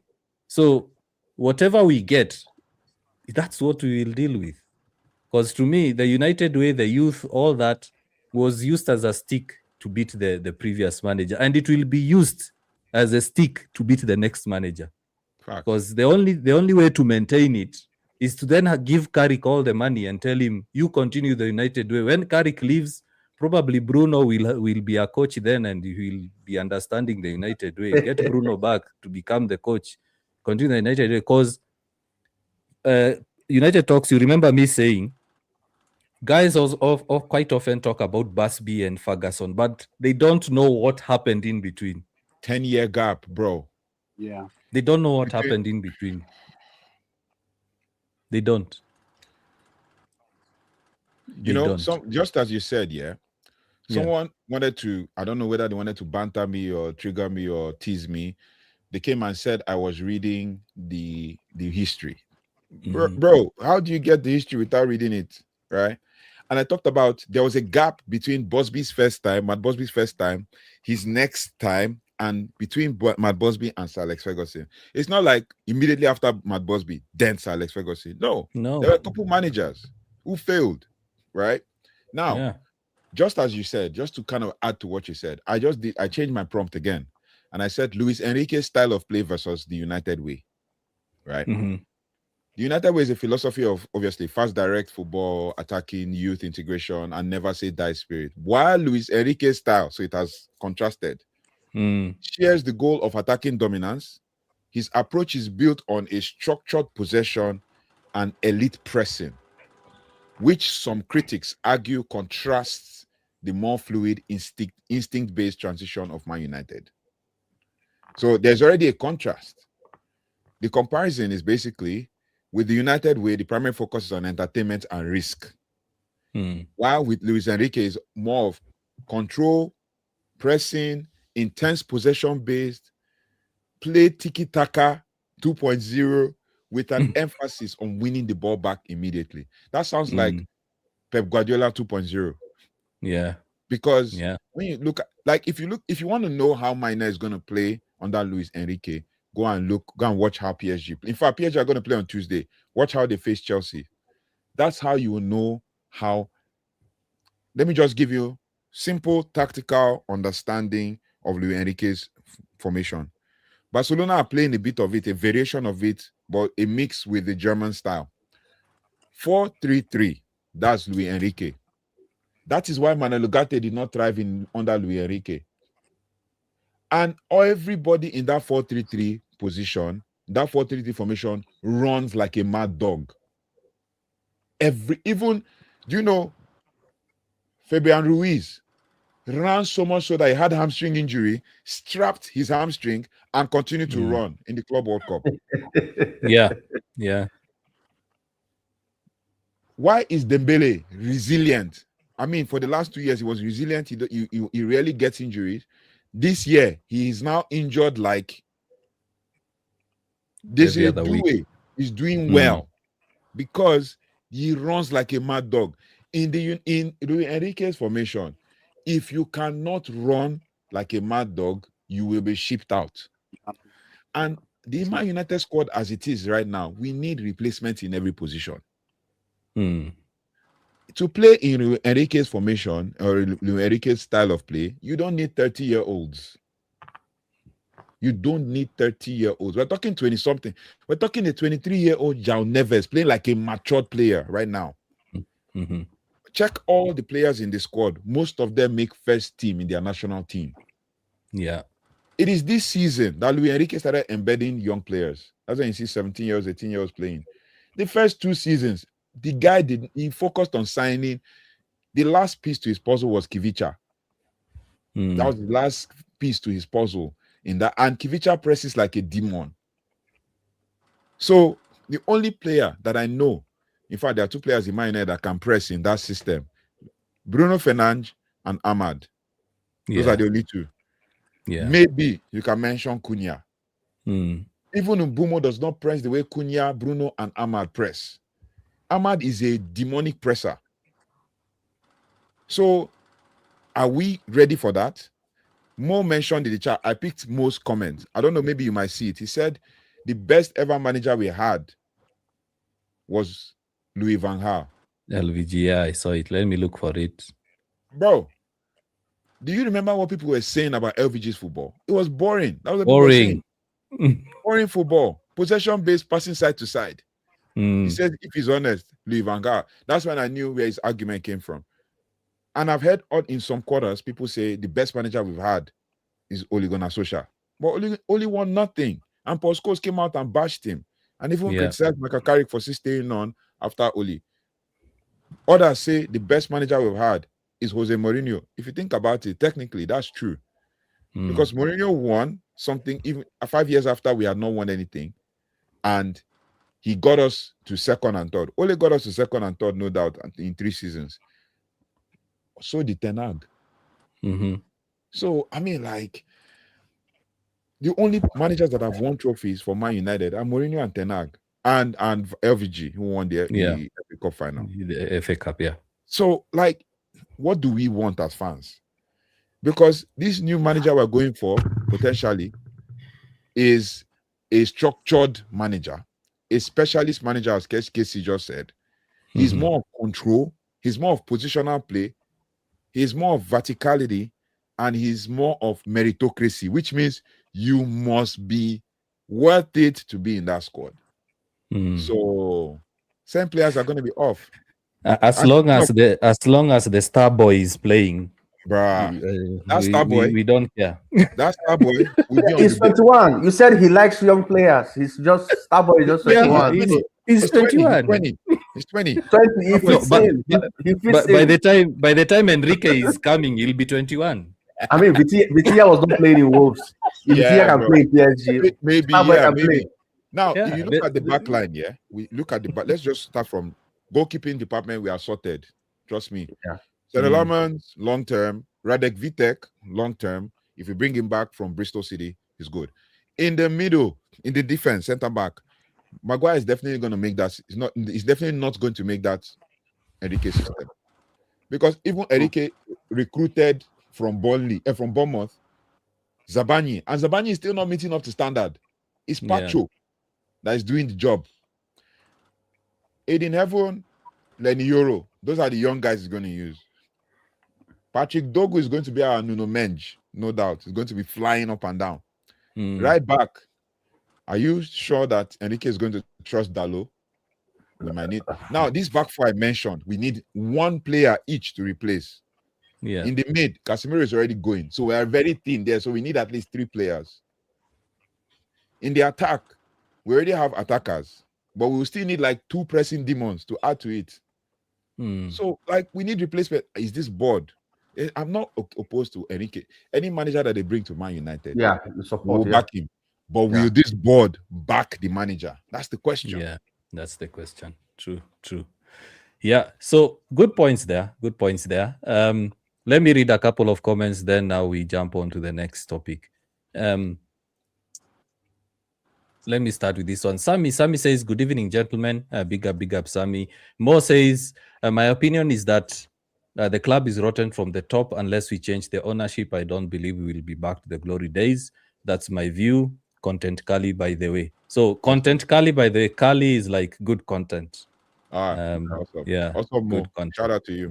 Yeah. Big up, Mo. Casey reacts. I think you are picking comments from either, I think, your TikTok account. Yeah. You said I should put it up. Yeah. So Manhai says the intensity under Carrick is different from the one under the previous manager. We've been asked not to name the name. He's left waiting to figure that out. Yeah. The club needs a serious overhaul. That is Sammy. From the sponsors, the Glazers and Ineos, and players should play for the badge. Well, players for the longest time have been playing for the contract, for the money. True though. Yeah, true. We have reports from media, that the star boy wants 200K a week. So that's the report we are getting. Pay him. Yeah, pay him. In fact, give him 500. Give him 500. He's playing well. Manhais goes on and says the intensity is different. I think I read that. More response to Sami and says, no, the club needs a new ownership. I think he was saying the same thing. Yeah. Vultures. Yeah. He was saying the same thing. He just said that. Same thing. He just said, same thing. Paul Gadi, good to see you. You are saying, good evening to the great UKG family. Big up, Paul. You are saying, have no fear, guys. We have just exhausted the interim high. Perfect time to know if Carrick is Yeah. there. Yeah. Just to give you guys context, my first match reaction to Michael Carrick's first game against Manchester City, right? I said manager bounce. That was what I just said. I felt it was a manager bounce. People came for me and said, "Why are you saying it's manager bounce? Carrick is the man and all." Now we're seeing it ourselves. Anyway, long may continue. I want him to win every game. He has failed in one. Yeah. Win every game to the end of the season. Yeah. I want to see whether. Let me just change the settings a bit because Fred is being blocked by the comments. So Paul goes on to say that Carrick can keep us in top for this season. However, Carrick is not for the long term. So Paul Gadi says Carrick out at the end of the season.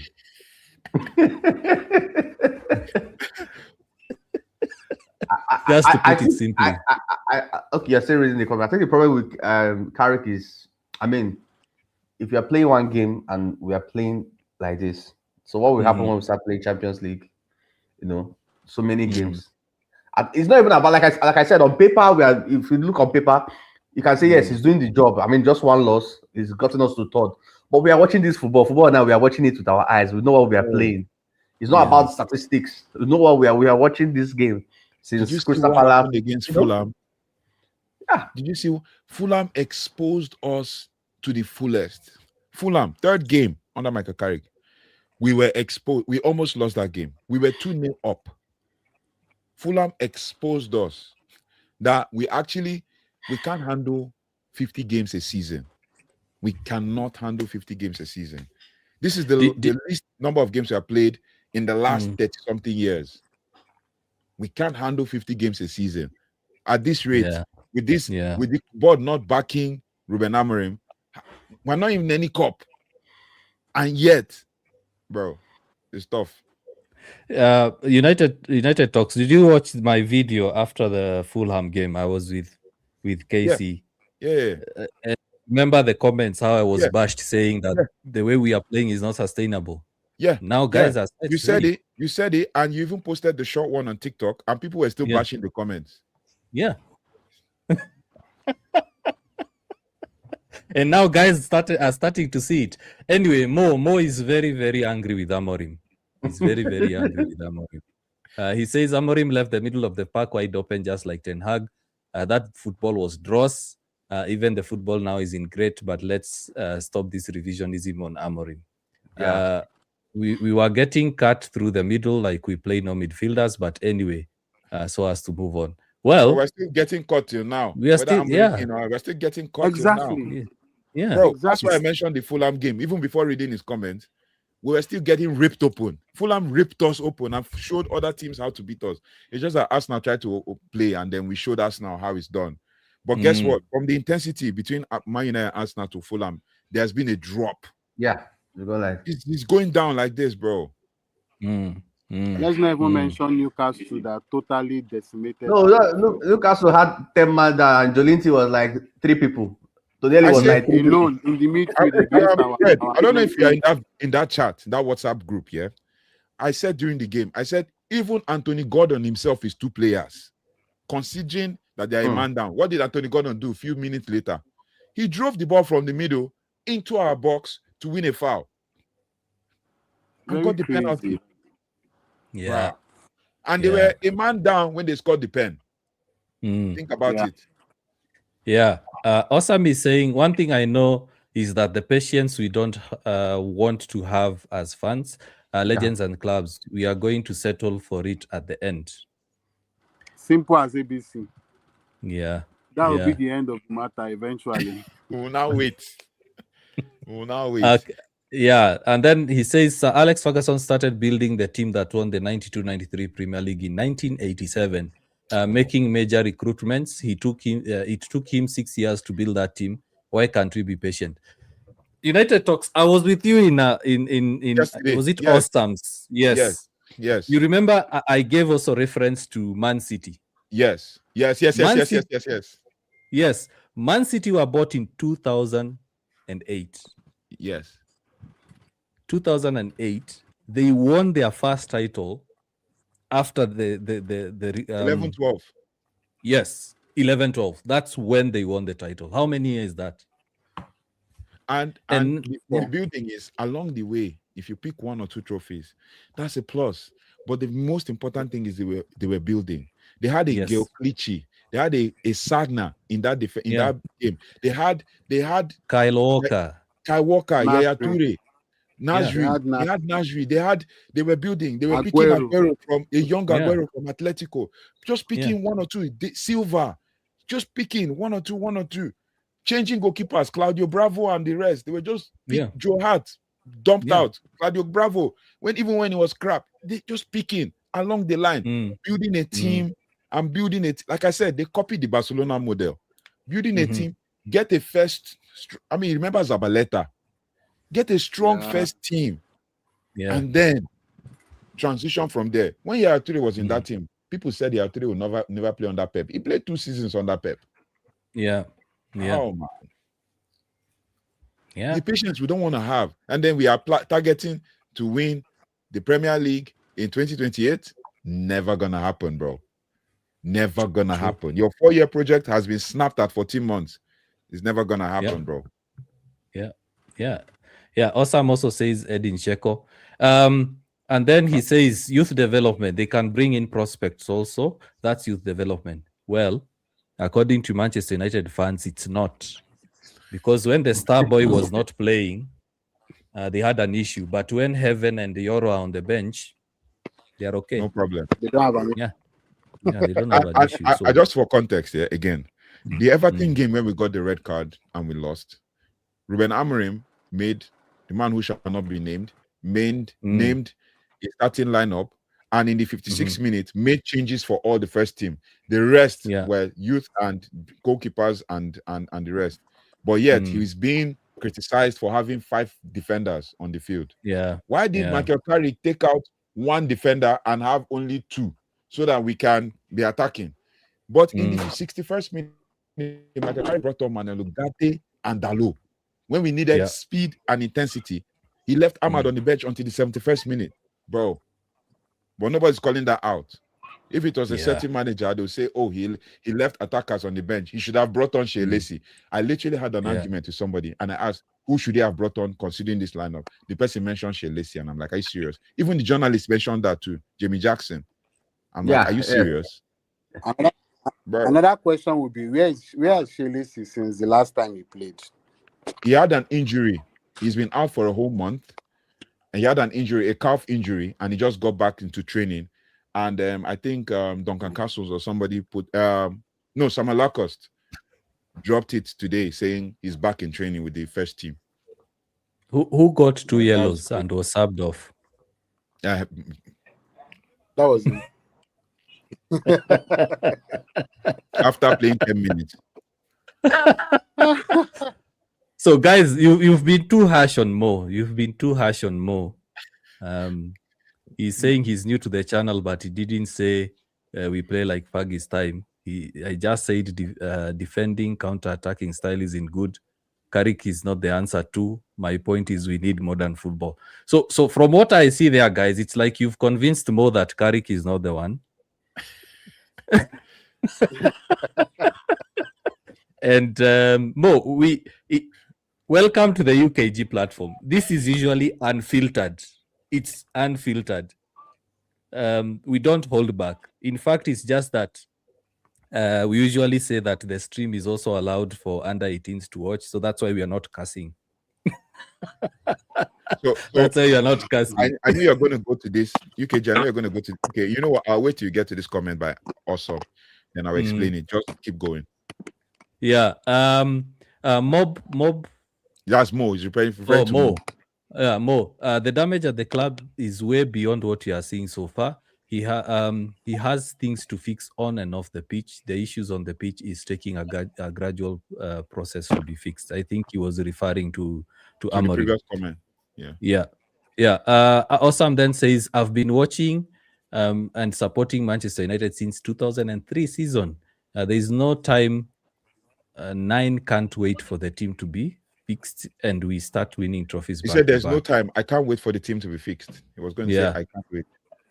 Yeah. Oh, yeah. The 9 and I actually closed the keyboard. You see how intelligent this man is. So I can't wait for the team to be fixed and we start winning trophies back to back. United fan. Bro, shout out to you, Awesome. Not to blow his trumpet and anything. This guy does not just talk about Man United. You don't see him talk so much, but he does so much research. He comes with facts. He does not come and just spit anything. He will say, in fact, there are some facts he states, and I'm like, bro, let me go and check because maybe my knowledge is not up there yet. The guy will state stuff, and I'm like, that's true, bro. Like, shout out to you, Awesome, man. Shout out to you. He's always supporting everybody. I think we should add him in the next big debate. We should definitely invite him. Awesome says, This is the comment. We all see what's happening to Tottenham. If Manchester United board fails to make these managers look right decisions soon. Okay, I'm reading too fast. Yeah. We all see what's happening to Tottenham. If the Manchester United board fails to make these managers look right with the right decisions soon, we may be in that same position next season. So this is the comment I wanted to react to. That I said I was waiting for you to get to. So he gave the Tottenham model as an example of Tottenham have been failing for the last, if I'm not mistaken, 8-9 years. They've been failing. The peak era, the peak period for them was under a certain Pochettino. Now, Pochettino got them to a Champions League final or something, and that was like everything for them. And he built a team, and he was struggling the next season because he was not being backed, and then they sacked him. Now they brought in Thomas Frank, obviously new manager, English manager, understands the English Premier League. Thomas Frank failed. They brought Ange before Thomas Frank, and Ange had 10 games where he was winning, and everybody was like, Ange is a new thing, Ange ball, and Ange was sacked. He got them the Europa League and then was sacked. And Ange has failed in the next 2 clubs he's coached, right? Then they now have a new Igor Tudor. Igor Tudor is not experienced. He's just experienced in Italy, does not understand the league. And they've made another decision, and they are going to have their third manager if their fourth manager in 3 seasons, or 2 seasons rather. Now, what is the Spurs way? What is the Spurs way? The Spurs way is was actually defined by Pochettino. If we're going to be who remembers a certain Martin Yol? Thank you. Yeah. Who remembers a certain Martin Yol at Spurs? He was playing good football. Remember a certain Roy Hodgson. Yeah. No, was it Roy Hodgson? No. Redknapp. Playing good football at Spurs. Yeah. But do you know who defines Spurs' best era? Redknapp. No, Pochettino. Pochettino defined Spurs best, but he still sacked him. Mourinho tried at Spurs, failed. Conte tried at Spurs, failed. Right? And now it now becomes a consistent succession of failures back and forth. And that's where we're heading right now, because this is our 4th manager in 2 years. Our 3rd manager in 1 season. That sounds like Spurs to me, though. Yeah, it is. But I like this comment here. Let me read this comment. I like this comment. By the way, who's the star boy? Is it Ahmad or Kobe? You guys are talking about. Come on, Mo. No. You don't act that. Mo, catch up. Mo, catch up. See, you know what, Mo? You know what I'll tell you. Go check our TikTok channels, right? Like particularly check me. The last 4 videos I've released. Check the thumbnail. You know what we're talking about. No, now Mo, you don't do that. Yeah. Catch up. Yeah. Anyway, Mo, Homework to you. Catch up. Yeah, awesome is also being very frank here, because that I want us to answer this question, then we move to the next topic. The comments are done. Kick Carrick out at the end of the season with Timberland boots. Carrick is actually protecting his CV. He told you guys, I can't qualify. I'm not promising Champions League. So anything he does now is like he overperformed or something like that. Yeah, So if he gets off the outperformed Champions his League, so yeah, his CV is intact. But do you know that mid-table teams like Spurs and Fulham are targeting Michael Carrick? Yeah. In fact, West Ham as well. Yeah. West Ham have actually wanted him. Michael Carrick has coached at Middlesbrough, and Paul Scholes came out to say Michael Carrick has no experience.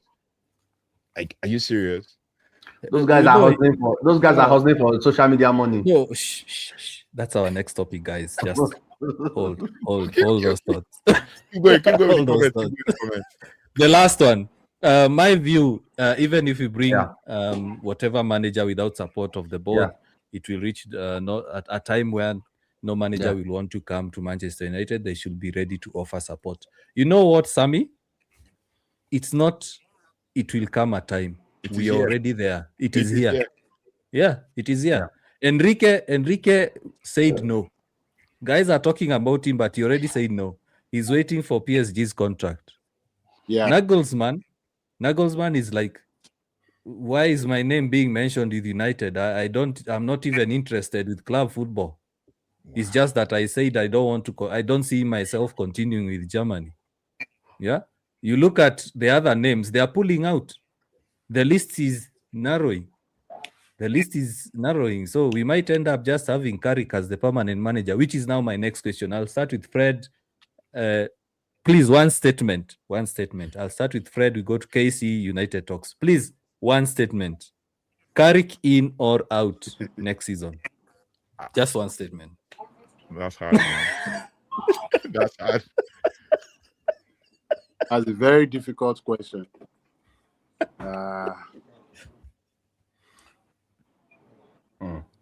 Honestly, it's not a yes or no question. This is not a yes or no question.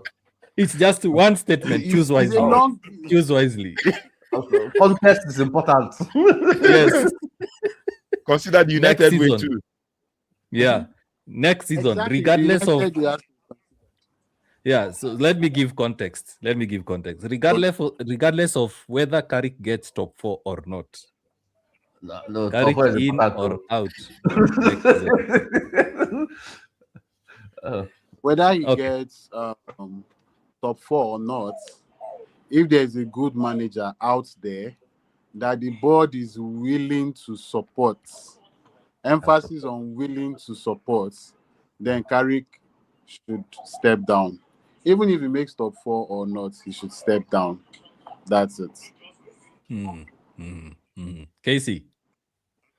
Carrick should just go, because initially I was like, okay, let's see. But the past 4 games, no, I've not been impressed. If we are like United Talk said, Fulham just gave everybody a paper on how to play Manchester United, how to play Carrick, and everybody have been. If you notice, that's what everybody has been doing since. And this is like my most important factor is this is one game you are playing, and the team is playing like this. So what happens when we are playing Champions League, Carling Cup, and so that's going to be a lot of trouble. He should just go. He should because of his career. Because Manchester United is a big club now. Everybody understands he's an interim. If he coaches and he's sacked, he might not even be able to coach championship team again.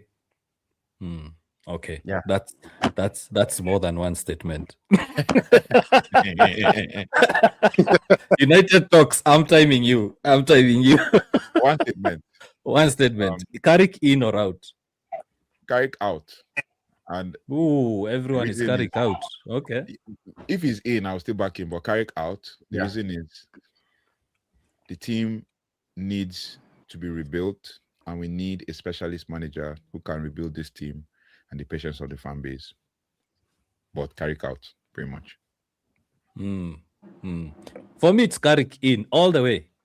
I said Call of Duty. Today I'm ready for blows. For me, I would keep him.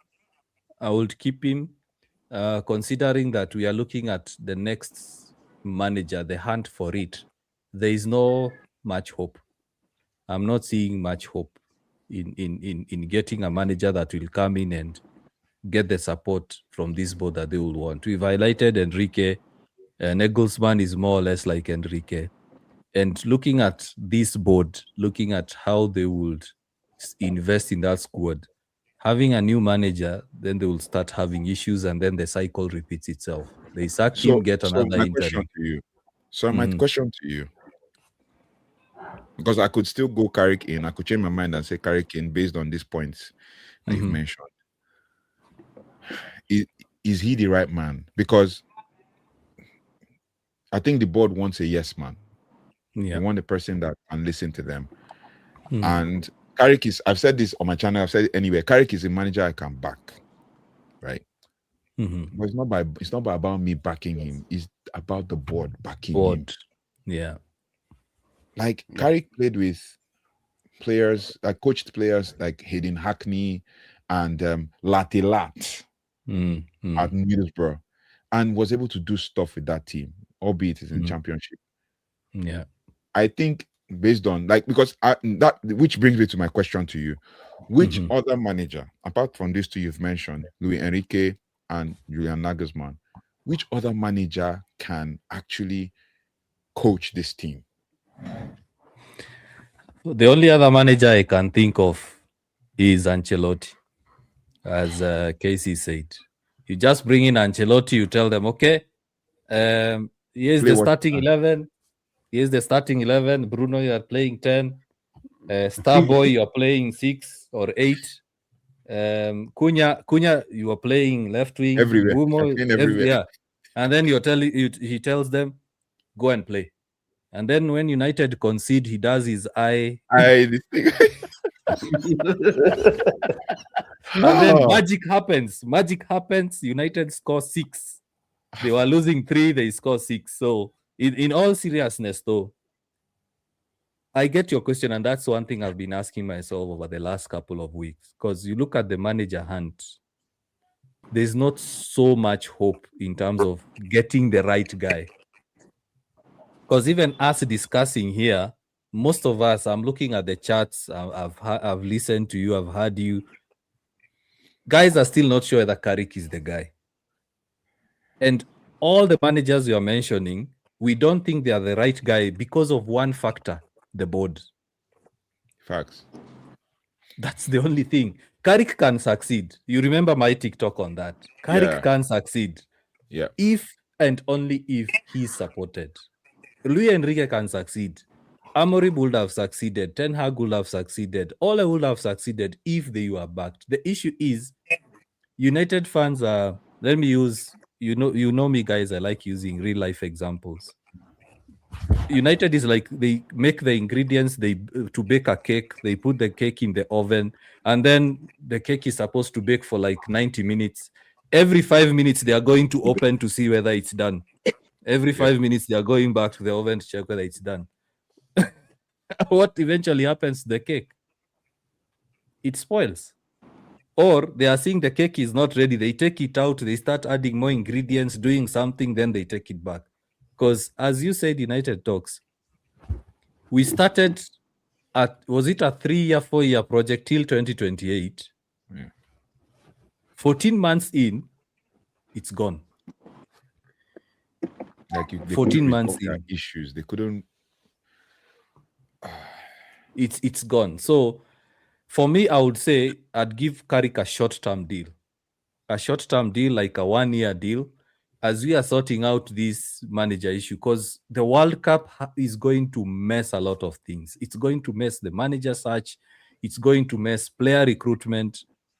Can you imagine now, let's say we get the manager late July after the World Cup. Let's say it's Ancelotti or Nagelsmann. It becomes pointless. It becomes pointless. Because we woke up, and Awesome said this on his channel. Shout out to you, Awesome. He said the World Cup ends 19 July. Premier League starts a month later, 23rd August. Yeah. What time do we have? No time. Because No time. in that time, they will still be negotiating deals, they'll still be negotiating signings. And that's why I said, if we were ambitious enough, we should have started negotiating some pre-contract agreements now Mm. Now, to show that we're a serious club, not to be talking about. Now, I commented in the comments. Somebody mentioned Olympic Lyon coach Mm. is interested. Z- Oh, De Zerbi, that's Marseille. That's Marcel. okay. Mm. De Zerbi, because Lyon coach is Paulo Fonseca. Yeah. Marseille, De Zerbi is a hothead. He's a hot.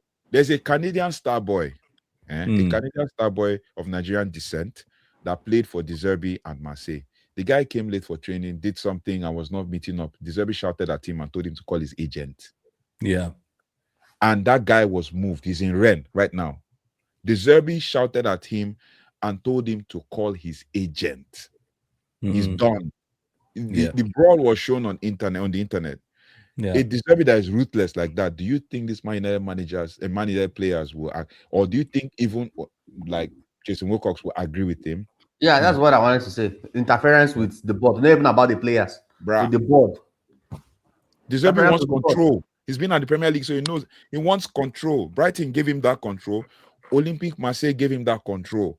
So these guys want a yes manager. If you're going for De Zerbi, be ready to deal with the baggage that De Zerbi comes with.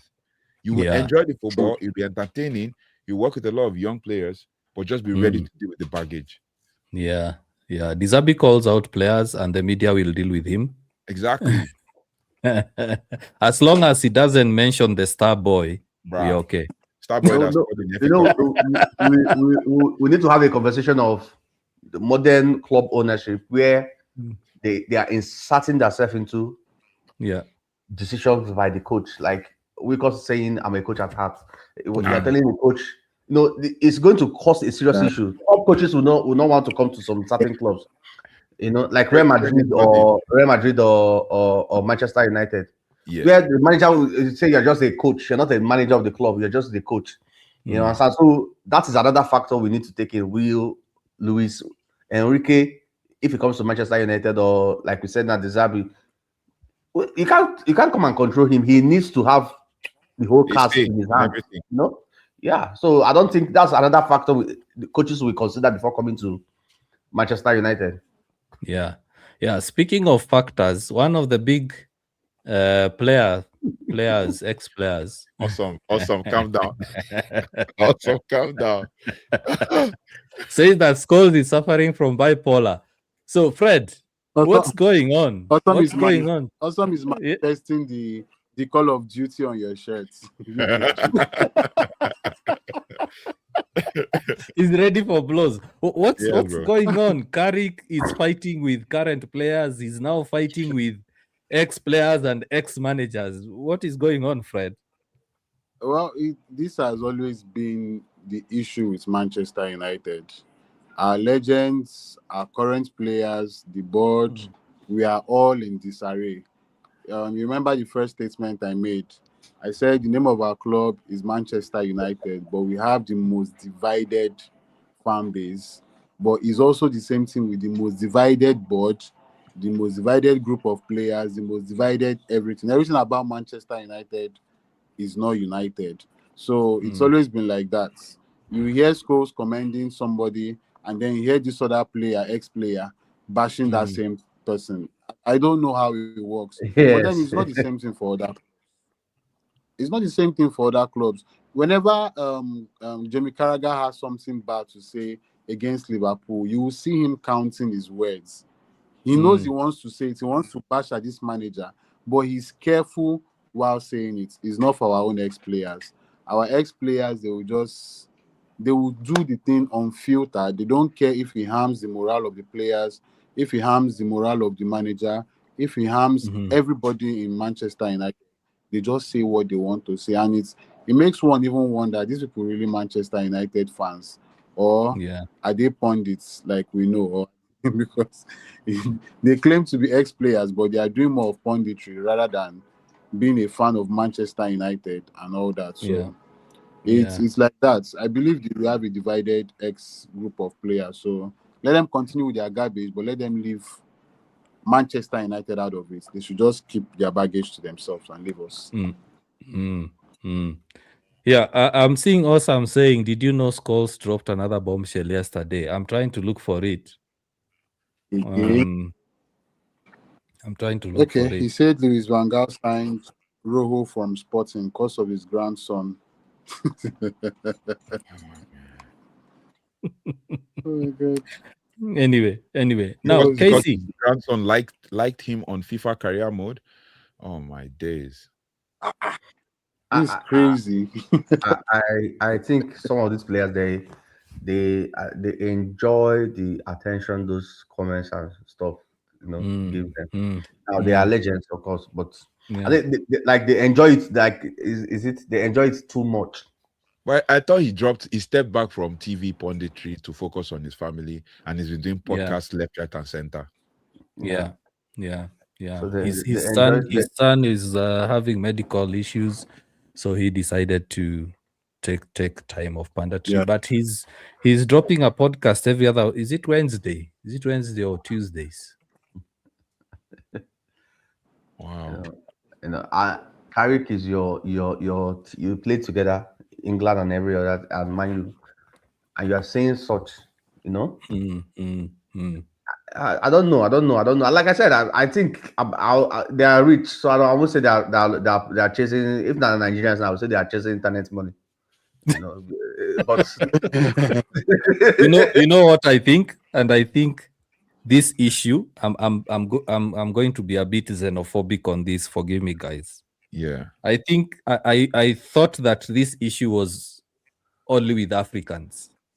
Africans have a way of, when they see their brother or their friend succeed, they start having that jealousy, start having that spite. Yeah.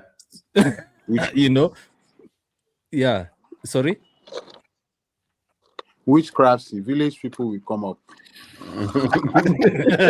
Exactly. So I thought as Africans, we are the only ones who are affected with that. But to me, it's clearly jealousy. It's clearly jealousy because United Talks, United Talks, you've just said all of them are failed managers. All of them are owners of a club. They failed with the club. The club is failing. And yet they speak about the club as if their own club is playing in the Premier League. It's winning trophies every other season. Yeah. You look at Wrexham, they are getting promotions back to back to back. Their own team, Salford, has nothing. Wrexham gave, with minimal investment, gave Chelsea a run for their money. That Chelsea squad that played Wrexham, even with young players and everything, is 10 times Wrexham squad. Yeah. You see their stadium, very small. Just 2 celebrity superstar actors, Hollywood actors bought the club. And they said, let's make history with this club. Yeah. And the club is in contention to come to the Premier League. That will be the story of the century if Wrexham makes it to the Premier League. Yeah. And we're talking, Salford has been there crumbling, going up and down, signing players left and center, making stupid signings and sacking managers. And Wrexham they're the ones to speak. Yeah, they're the ones to speak because you look at Evra. Patrice Evra has always been supportive of any manager who's been there. He's always come out to defend. And one thing I say before I pull you into this United Talks.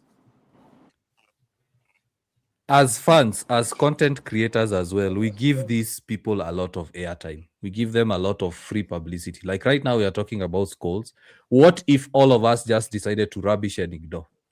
He posts it and no one picks it up. What if that happened? They will not have a platform because they are doing that because they know they are going to have airtime. I think I was chatting with you, United Talks. I asked you, do you think Kobe's brother would have worn that T-shirt at Old Trafford if he knew he wouldn't get airtime? He wouldn't get highlighted on the media. He wouldn't have. He wouldn't have.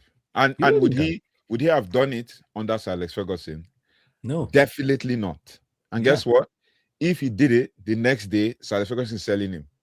Yeah. If he could do it to Pogba, Ronaldo, Van Nistelrooy, and even Roy Keane, definitely the next day Kobe Menu is getting sacked.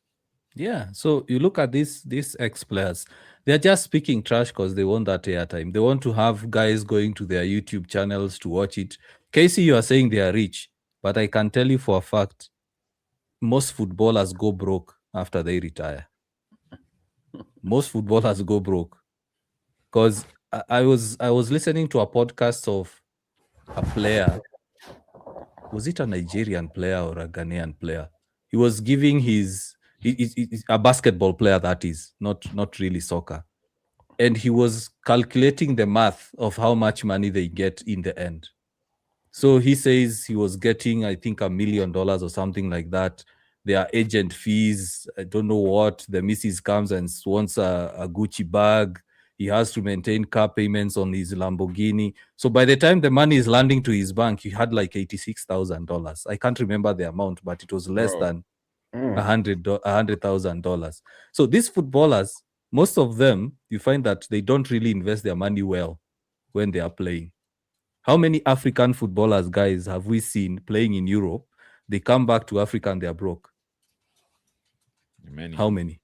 Many. So they have to do that because that's how they are getting their cash flow flowing.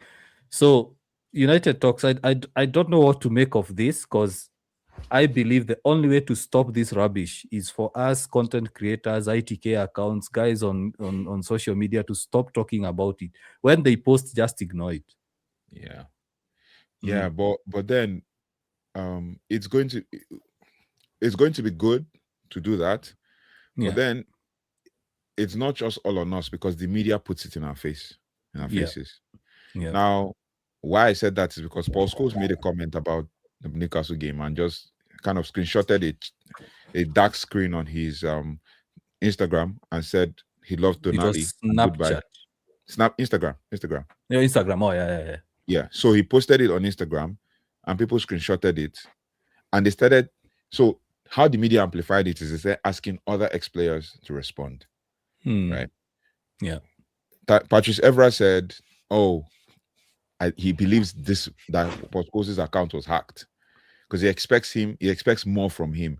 Yeah. And then he slagged Evra. Maybe I'll just read because while I was researching it, I saw the comment and it was trending on X. So we might boycott their comments without amplifying them.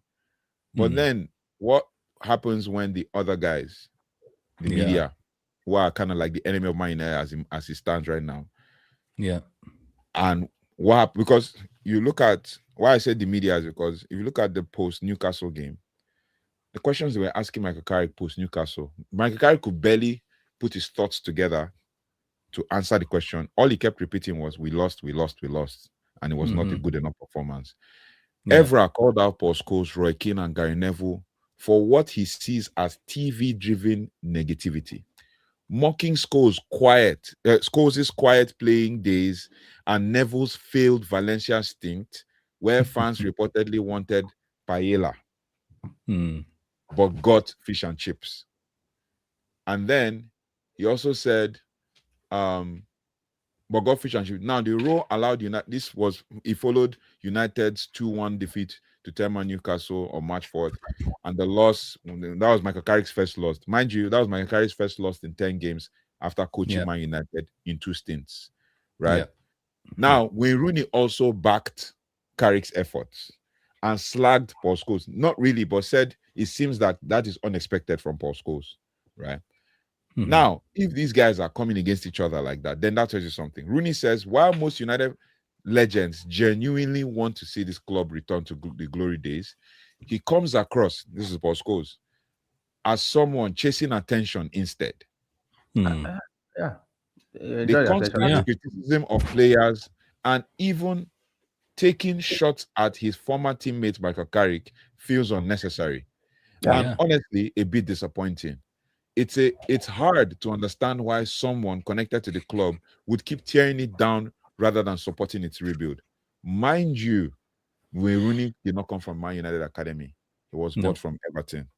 Yeah. Patrice Evra came from Monaco, was bought from. He was bought after that Champions League final performance. Yeah. And he's talking about the club, right? He's talking about the club more than these guys are talking about the club more than the guys who came from the class of 92. That if you sit them down and ask them in a documentary, they would come and tell you stories of how they grew up. Have you ever seen David Beckham come out to criticize anybody? No. Exactly. So we might boycott these things, but there are some cloud chasers who want to dwell on negative context. And that is what I tagged a few months ago when I was doing some research on Man United as the crisis economy. That the media thrive on United in crisis. I'm sharing this stream on my channel, but you know what I put there? United chaos. That's it is a United chaos all along, because it's absolutely disappointing to hear that even our ex-players are clashing heads with each other. Have you seen where Gary Neville and Roy Keane are arguing on the overlap? They can't seem to agree. They cannot seem to agree. And then they have a Jamie Carragher, who is the only Liverpool pundit that comes out and talks all things Liverpool. Support them, support the argument, and bash the. Meanwhile, Liverpool have lost more games than Man United this season. More games in all competition than Man United. So it's a problem. And we can do our best, our little best to educate. We can do our best to boycott, but the media also has its own. Yeah. We've been here for more than 2 hours. So I want us to go to the next topic, the last topic of the day. One of the players that has been criticized by us, by the media, by everyone, is someone called Ugarte. Should United keep Ugarte? Or should United sell Ugarte and go for 3 midfielders? Oh, okay. Now this is where that planning comes in. Yeah, it depends on the kind of manager we are going to get. You understand? If you are if we are going to get a Luis Enrique, of course we're going to sell Ugarte. If he doesn't want him there, he won't want him here. Understand? So it depends on the kind of manager we are going to get. Even down to the signing, probably that's why we have not signed anybody. We want to first get a coach, then get the players that will be suited for what the coach wants to do. You understand? But Ugarte, all things being equal, let's say if you're not getting Luis Enrique, I should say keep Ugarte.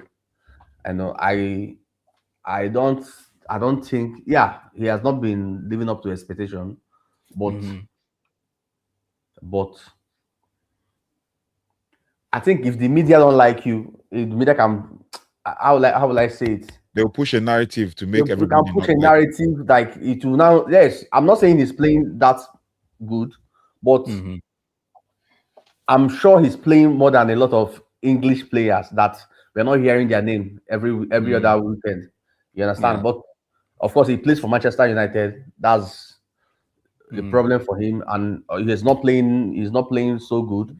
You know, that's also a problem for him. But I think that is more media driven. You know, sell him. It's more media driven. I mean, we were on a live, and somebody just said, "I just don't like Ugarte." It's not even about what he's playing on the field. It's not necessarily about what he's playing on the field. Somebody just said, "I don't like him." That's why if the other guy, no matter whether he plays bad, some people will still support him.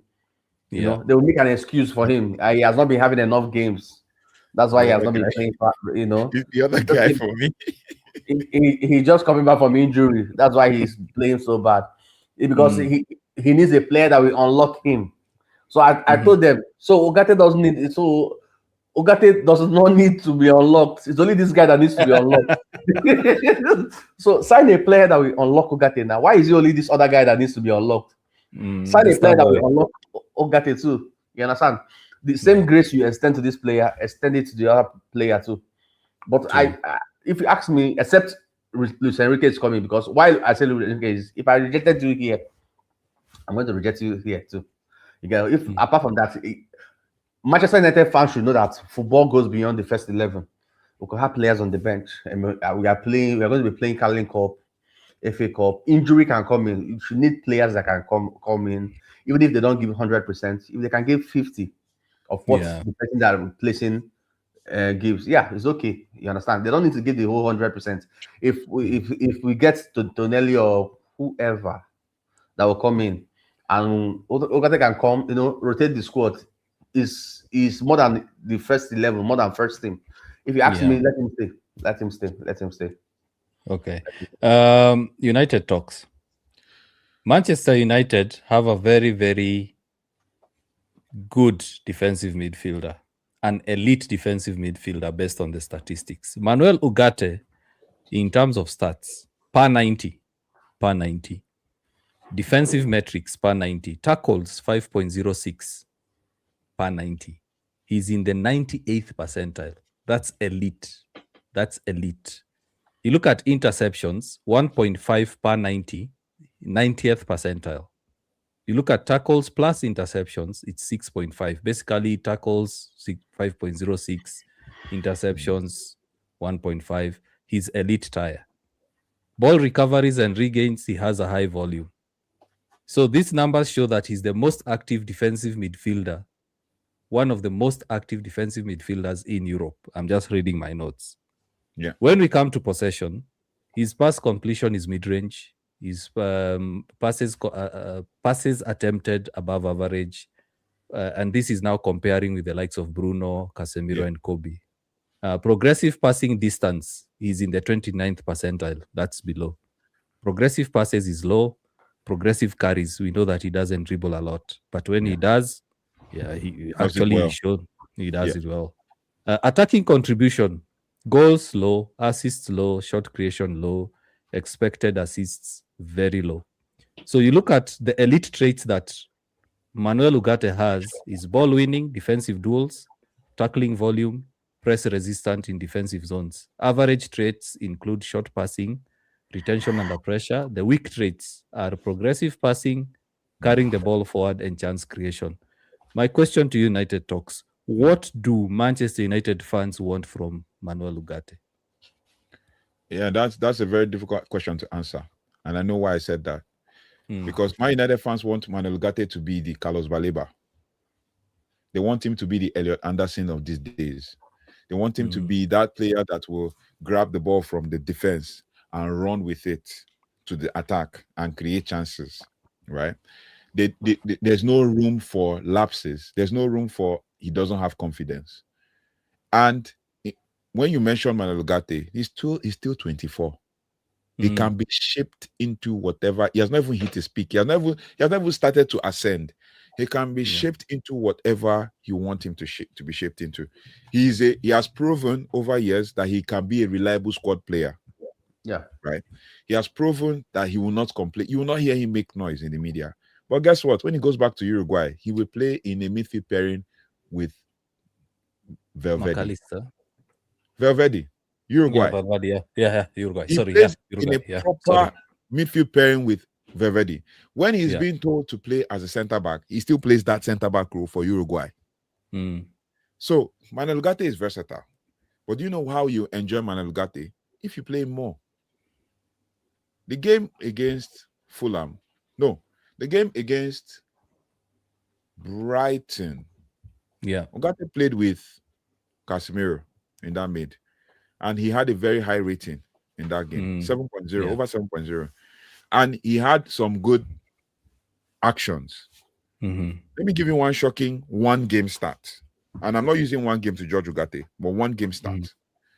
Manuel Ugarte played from the 61st minute against Newcastle. Yeah. And he played only 29 minutes. And in that 29 minutes, he had 5 defensive contributions. Kobe Menu played 71 minutes. And he had 6 defensive contributions. That tells you something. Yeah.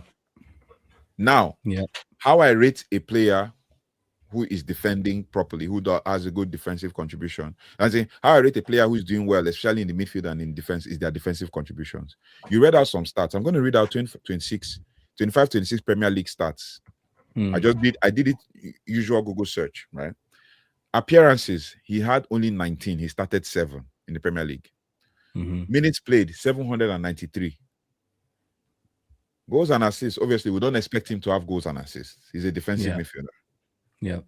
Passing accuracy in the Premier League this season, 87%.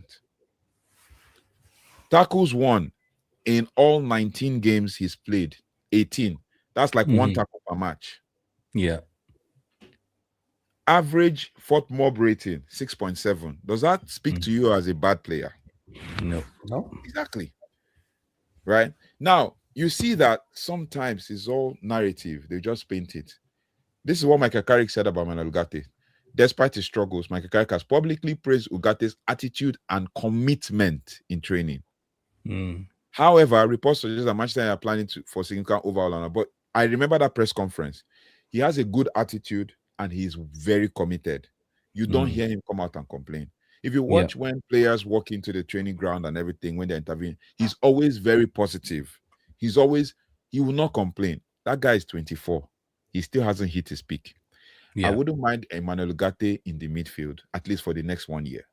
Yeah. I wouldn't mind him being in the squad for the next 1 year to set the standard. People might come out and say he's mediocre, he's this, he's that, but him being in the squad to set the standard, I wouldn't mind that at all. Why I say this is because I know that we need midfielders. But why sell off a midfielder that could potentially go on and hit his peak at 25, 26 and perform very well, like we did with Scott McTominay, when we can mold him here? A new manager can come and mold him here, and then he is going to be a faster version of Casemiro, as Awesome just posted in the comments. A faster version of Casemiro. He's learning of Casemiro, and then if they bring other players around him that can complement him, athletic, fast, a certain Elliot Anderson in that team, then we can have the best of Manuel Ugarte. I'm telling you this for a fact. But guess what? The players, you mentioned Sandro Tonali, Casey, you mentioned Sandro Tonali. Sandro Tonali is actually not a defensive midfielder, but it is what it is. Elliot Anderson, not a defensive midfielder, is a CM, right? So you bring in a defensive midfielder that can compete with him for that position, and an athletic central midfielder that can cover the spaces that he's not covering. Trust me, we'll have a good squad depth in that midfield. He will be unlocked. Yeah, that's what I'm saying. Unlock him. He will be unlocked. Yeah, one thing I know about United fans is they tend to be like a flag. They move, and I'm not saying all, most they move with the wind. It's like if the wind blows this way, they'll move this way. If the wind blows this way, they'll move this way. Casey, we've been with you basically the entire season. United Talks, Casey had to apologize because he was part of that wave that was following the flag. Yeah. Casey came on live and said, Cunha is not good. Why did we sign Cunha? I saw that apology. This is the fourth apology. You saw the apology, United Talks. I saw the apology on his page. Yeah. I forced him live. I told him he owes Cunha an apology. You know, I listened to someone tell me this same thing yesterday, and I didn't agree. How can you come and tell me Cunha was not good enough? Then you are measuring Cunha based on his goals and assists, and then you compare him with João Pedro. Yeah, João Pedro has scored 9 goals.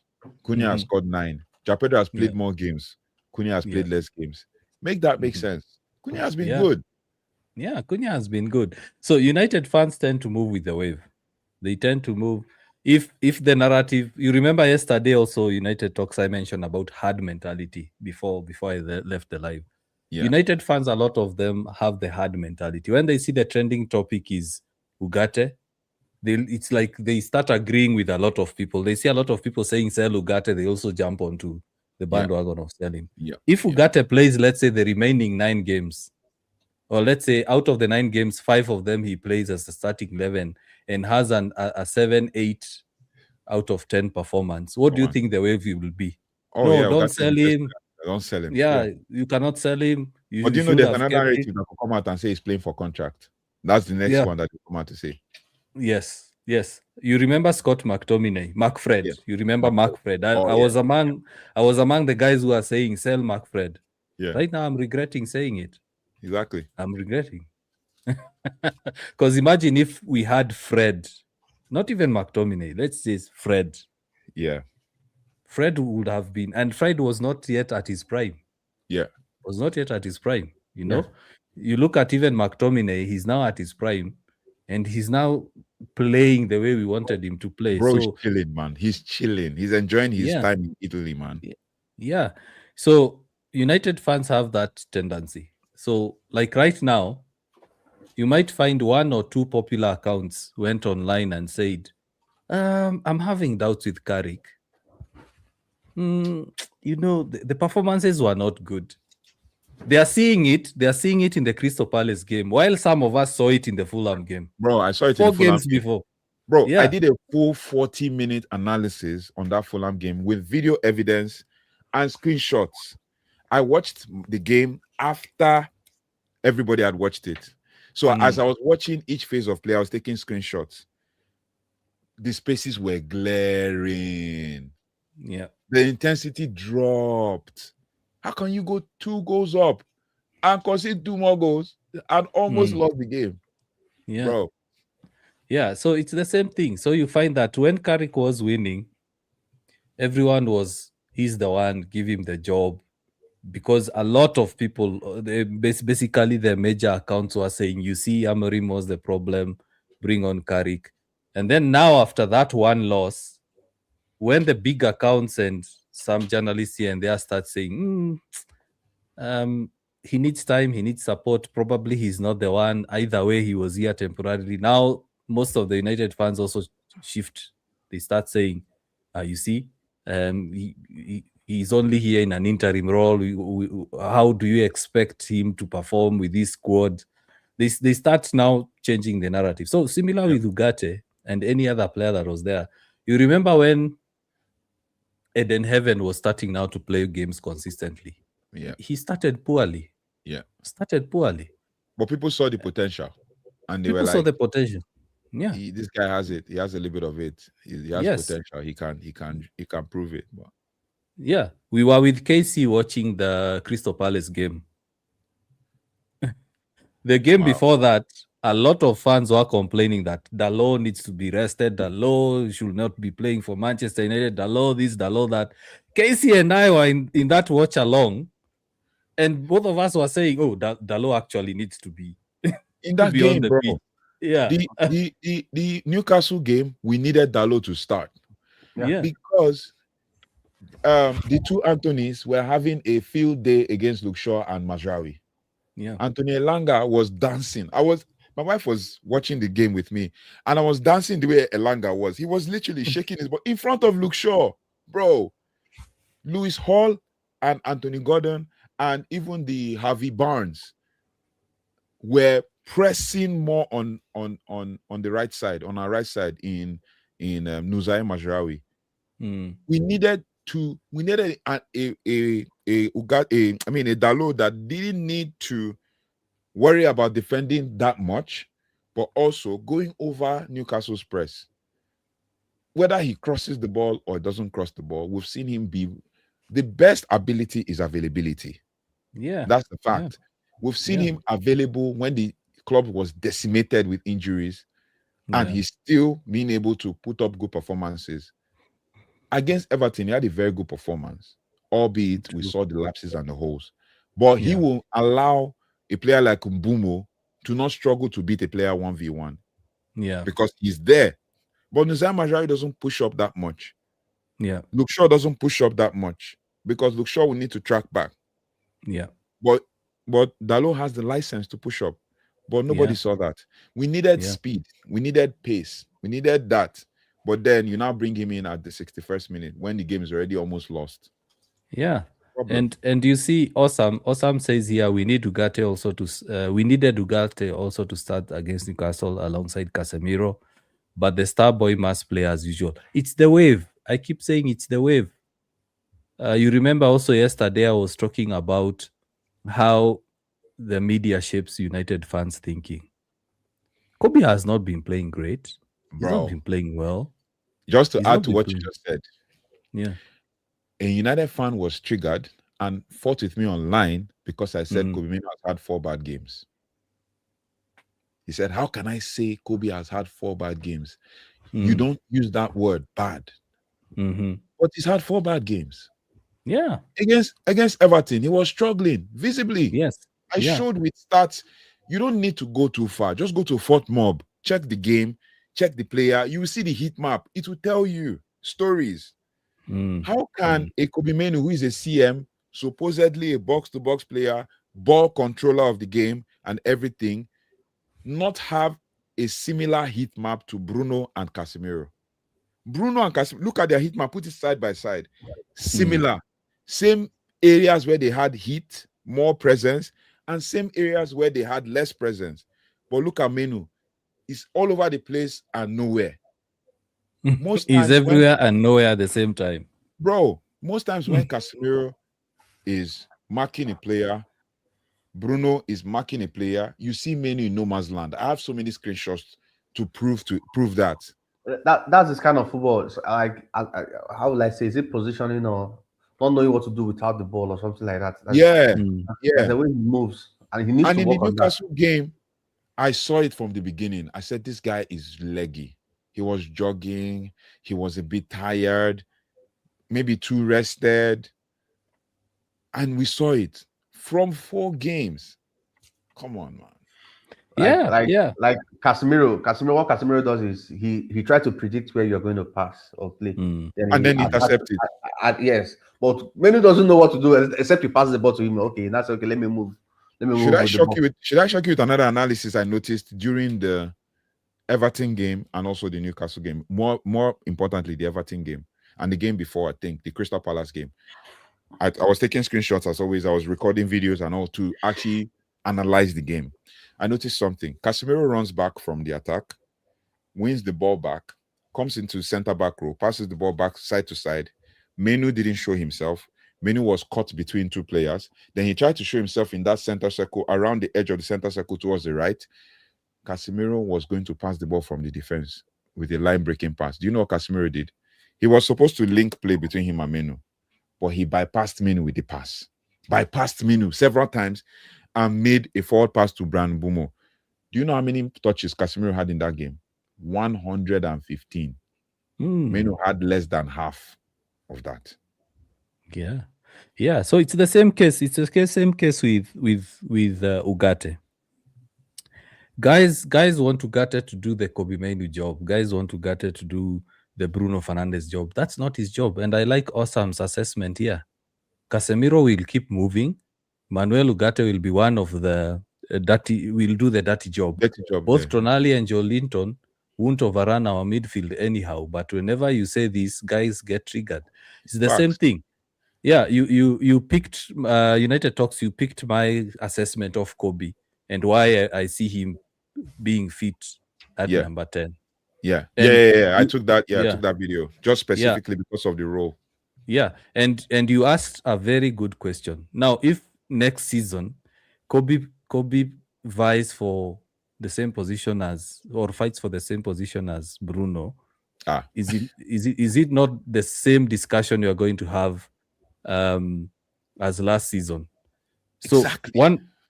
So one of the things I was actually chatting with someone on that video, and I asked him, if United go and sign Tonali and let's say Elliot Anderson, do you think Kobe will start? Bench. Bro, you don't need to say too much. Bench. People mention Adam Wharton, they mention Tonali, they mention Elliot Anderson. Sangare is Nottingham Forest is Nottingham Forest defensive midfielder. Elliot Anderson is a central midfielder. He is the Kobe Menu of that team, dictating play. In fact, he's the Kobe and Bruno combined. That guy, the way he runs around the field. Yeah. Then in Adam Wharton, it is actually Kamada that does the defensive job. Kamada does the same, and when he's subbed off, they bring on Hughes. Then they make Hughes the defensive guy. They make Kamada the central guy. So if we're talking about signing players, the two players have been mentioned the most. In fact, even Sandro Tonali in Newcastle. Sandro Tonali just started doing the defensive job in recent games because Bruno Guimaraes is injured. Yeah. So if you now come and bring a Sandro Tonali, Elliot Anderson, Adam Watson, it still doesn't solve the problem. We need a defensive midfielder. And guess what? These are all replacements for Kobe Menu, same position. Elliot Anderson is actually a proper replacement for Bruno, whether we like it or not. Is the fact I've seen him play. I've watched too many games to actually come to this conclusion. He even wears the number 8. He does the same things. He's everywhere. He's tackling. He's winning balls. He's making long passes. He's shooting. We have a problem on our hands, and the earlier we accept the problem, the better it will be for Man United fans. We are not saying Kobe Menu is bad.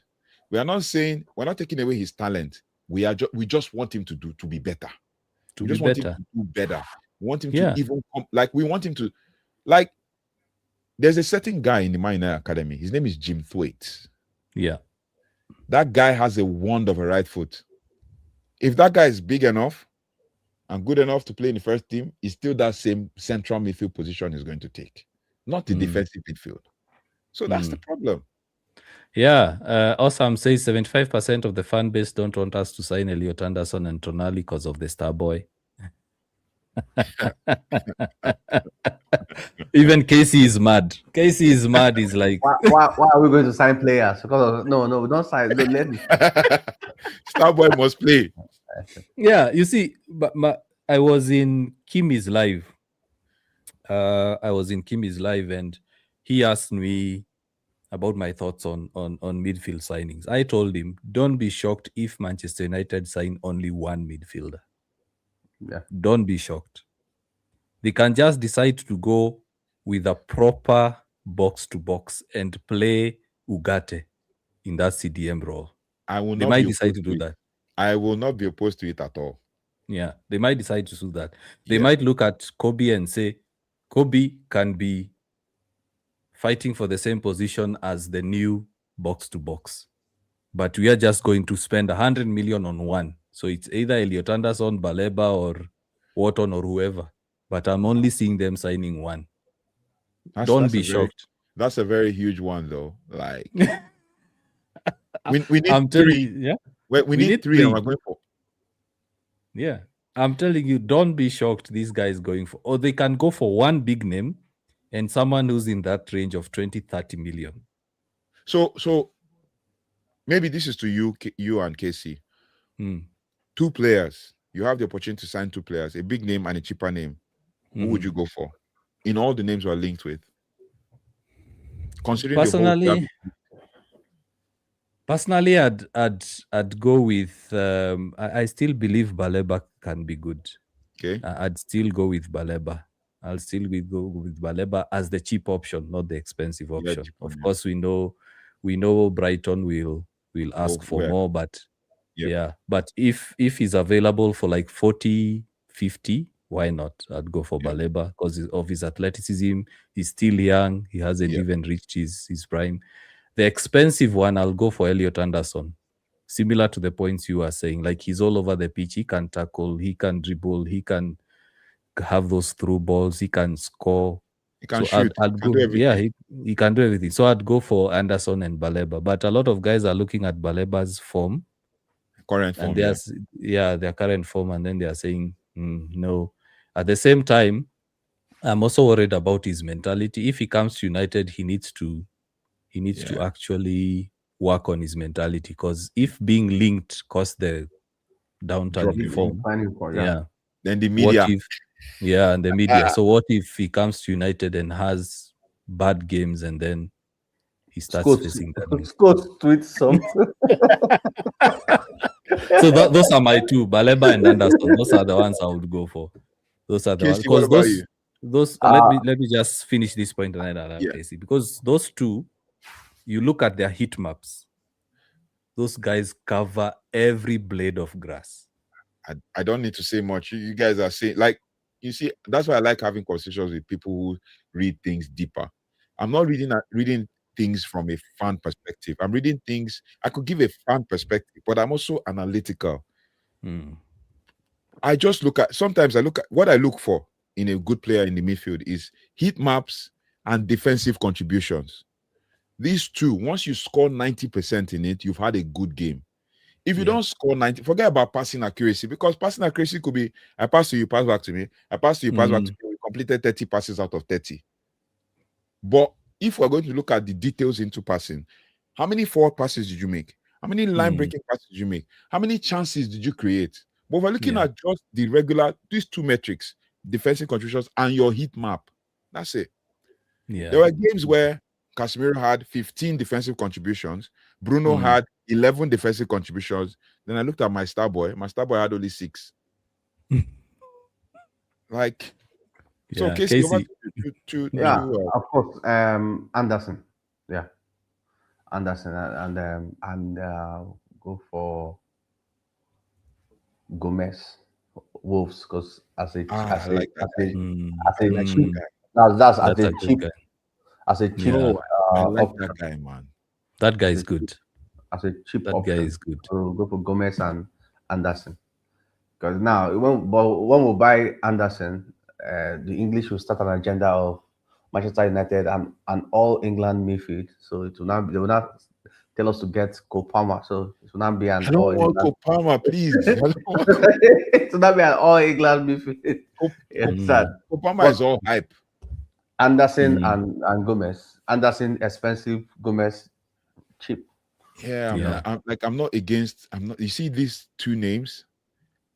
Do you know I watched Forest? I've been following Forest game because of Anderson. I won't lie to you. I've been following Nottingham Forest games because of Anderson. And there was the last game they played. I just said on the chat WhatsApp group, I said, I want Anderson. Just give me Anderson. That's number one. There's this guy we're linked with for the last 3-4 years. He's the Schneider of our time. Ederson of Atalanta. Ederson. Yeah. The guy is 25 or thereabout, and he's mature. So it's like if you're looking for a cheap option, yes. There's him. There's also Ruben Neves. Premier League proven, Premier League experience. He's 27. Yeah. He can do that deep line playmaking defensive role. I'm not against that. Because if you have him and have an Ugarte in that lineup, I mean, that covers. And then there was one I did a research on like 7 months ago. His name is Lucien Agume. Sevilla. That guy is good. Yeah. And he's cheaper. So, but if you say 2, I love Gomez. I love João Gomez, man. He's so athletic. He's fast. He's 24, ripe age. But then that's also a central midfielder. That's the thing. Yeah. You have to pick 2. Now, I want to read some of the comments before we end it. It's been a real debate. I love it. Yeah. We'll be doing more of this. We'll try to have 1 or 2 every month. 1 or 2 every month. So one of the players that I've also been looking at, I've actually just looking at the heat map as well, because he's a player that I've admired for some time. It's Ayo Tanaka, Fulham. Oh, bro, I love that guy. Him and Anton Stark. Bro. Yeah. Tanaka is also really good. So I wanted to look at the heat map to confirm, and I'm seeing spots everywhere on the pitch, mostly at the center. And Tanaka is aggressive. He's quite aggressive. Yeah, he's very aggressive. Tanaka is really good, and the lowest rating he's had in the games this season is a 6.3. And you see most of the games he's coming off the bench. And you look at the big games, for example, versus Chelsea, he had a rating of 7.3. Versus Aston Villa, he had a rating of 7.1. Versus Liverpool, he had a rating of 7.8. And that Liverpool game, he didn't play so many minutes. Check the minutes played. Yes. Versus Manchester United, he also came off the bench and he had a rating of 6.8. Yeah. 6.9, sorry. So you look at those big teams, he's a pressure player. He can play under pressure. He can handle pressure, and I'm sure Fulham wouldn't sell Tanaka that expensive. Leeds. So sorry, Leeds. Yeah, Leeds. Sorry, Leeds wouldn't sell him that expensive.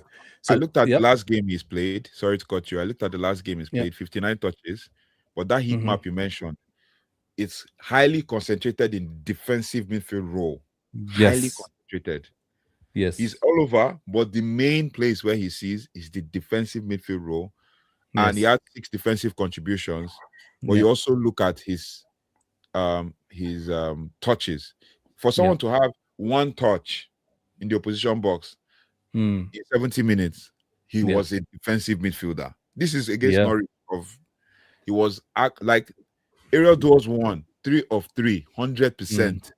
yeah, yeah, Recoveries 5, dribbled past twice, interceptions 4, tackles 2. Like the guy is everywhere. yeah. And I'm also looking at his statistics per 90. He's close to Ugarte, and Ugarte we've seen is regarded as an elite. For example, ball recoveries per 90, 2.3. Wow. Total duels won 1.5 per game. Ground duels won 1.1 per game. Successful dribbles similar to Ugarte, 20%. Exactly. Tackles per game 0.9. Basically, it's close to 1, similar to Ugarte. Ugarte had a 1.5. Clearances per game 0.4. Dribbles passed per game. Dribbles passed. Yeah. You remember that statistic that they like using with Van Dijk? Van Dijk, yeah. 0.8, which is very low. He rarely gets dribbled past. Yeah. So let me read some of the comments. We also have some questions here. Tanjay, big up Tanjay. Tanjay is also a very, very good content creator. He has very good points when it comes to Manchester United. Very articulated point. Yeah, I was telling Casey the other day, I need to learn how to make short videos, because United Talks, what I've realized is a lot of guys miss the context on my short videos. Yes. Do you know if you read, do you know how many short videos I make and how many go out? So if I make short videos for my long form videos, maybe I'll get like 10 videos and only like 2 will go out, because I don't want to miss the context. Yeah. Right? But then if I miss the context, that means I'm directing you to go watch a long form video, because that's the most important conversation is. So what I've tried to do the past week is get the main point and then get where it started, the discussion started, and then merge the two. Merge it together. So that guys get the context. So Tanjay is asking, this was about our discussion about, I think Casey mentioned it. Some managers want to get certain players. So Manchester United might have to sign the manager first, then get the players, when we are discussing about that World Cup. Yeah. So Tanjay is asking, do you think getting the coach first is the right thing to do before signing players or a structure? Casey, over to you first. Okay. Like I said, it depends on the direction we want to go to. Now, I believe if the boards are really doing their job, I believe by now they've already approached whoever they want to, and get the person's maybe a gentleman's agreement or whatever, then they can start approaching players. Why I say we should get coach first before players is this. Now they are specialist coaches. You can't go and get a player. If you like, I said, if Enrique comes to Manchester United, Ugarte is not going to play for him. No matter what, no matter what will happen, Ugarte won't play for him. Yeah. You understand? So imagine you can buy a player like Ugarte, and you know that you are going to get this manager. That means you're just wasting money. You understand? So that's why I said, get the coach first, then you get the players. But if Manchester United have decided to start playing the United way, you understand? That means you can sign players, then you now look for a coach that can play the United way with the players. You understand? Hey, you now get the coach that can, that can any kind of bring out the best from them. But if Yeah. not, get the coach first, then get the players that will be there Mm. for the coach. And you have to work with Mm. the coach to get the players too. If you sign, if you sign, the coach will give you the list of players he wants to sign. Because Yeah. if you get me in, I will tell you, okay, I need so, I need so. Then you work with the coach, you get the players. If not, you sign the players, then make sure you are getting a coach that can manage those players, so that I don't want us to repeat the same issues that we had with Amorim. That I believe, like we were not there, but we all guessed, and that Agreed. promises were made to him, Yeah. because this is what he has been playing. Promises were made to him, and probably some of those promises is not probably, because he came out to say it here. He Mm. wants to sign the midfielder, and they're telling him that, so some of those promises were not delivered, and that was part of the reason why he started ranting, that caused the issue of his sack, apart Yeah. from the poor results. So I don't want us to repeat that thing again. I believe the board should have learned by now. Yeah. Okay, look at what we want to play. We want to play the 4-3-3 or whatever formation. Okay, who are the coaches that play this kind of football that we want to play? You have the list. You should be approaching them by now. Approaching them, get their consent or whatever. Then have a list of players that you want to, start looking at those players by now. Once the season is ending, you put pen to paper. Then you guys just get the players. Get the players. True. So don't waste money. We don't waste True. money. Yeah. In that way, we cannot excuse them for not signing in January. Because if eventually, if they can't get a rubbish player, we'll be like, why didn't you buy this guy in Some of January? them. Yes, Some of them. why did you get this Yeah. guy in January? Yeah. You True. understand? True. Yeah. Yeah. Now, United Talks, we only have 9 minutes now. So That's please be brief. Please be Yeah. brief. Yeah. Yeah. Mm. So basically, for me, I feel like it still goes both ways. Just to kind of follow up with what KC said, we need to know the direction that we're going. What's the direction we're going? I've been, while we're talking, I was looking at other players that mine were interested in, that were mentioned. Hayden Hackney is one of Middlesbrough. Check his last game against Crystal Palace. His heat map is similar to that of Bruno's, and he's an attacking midfielder.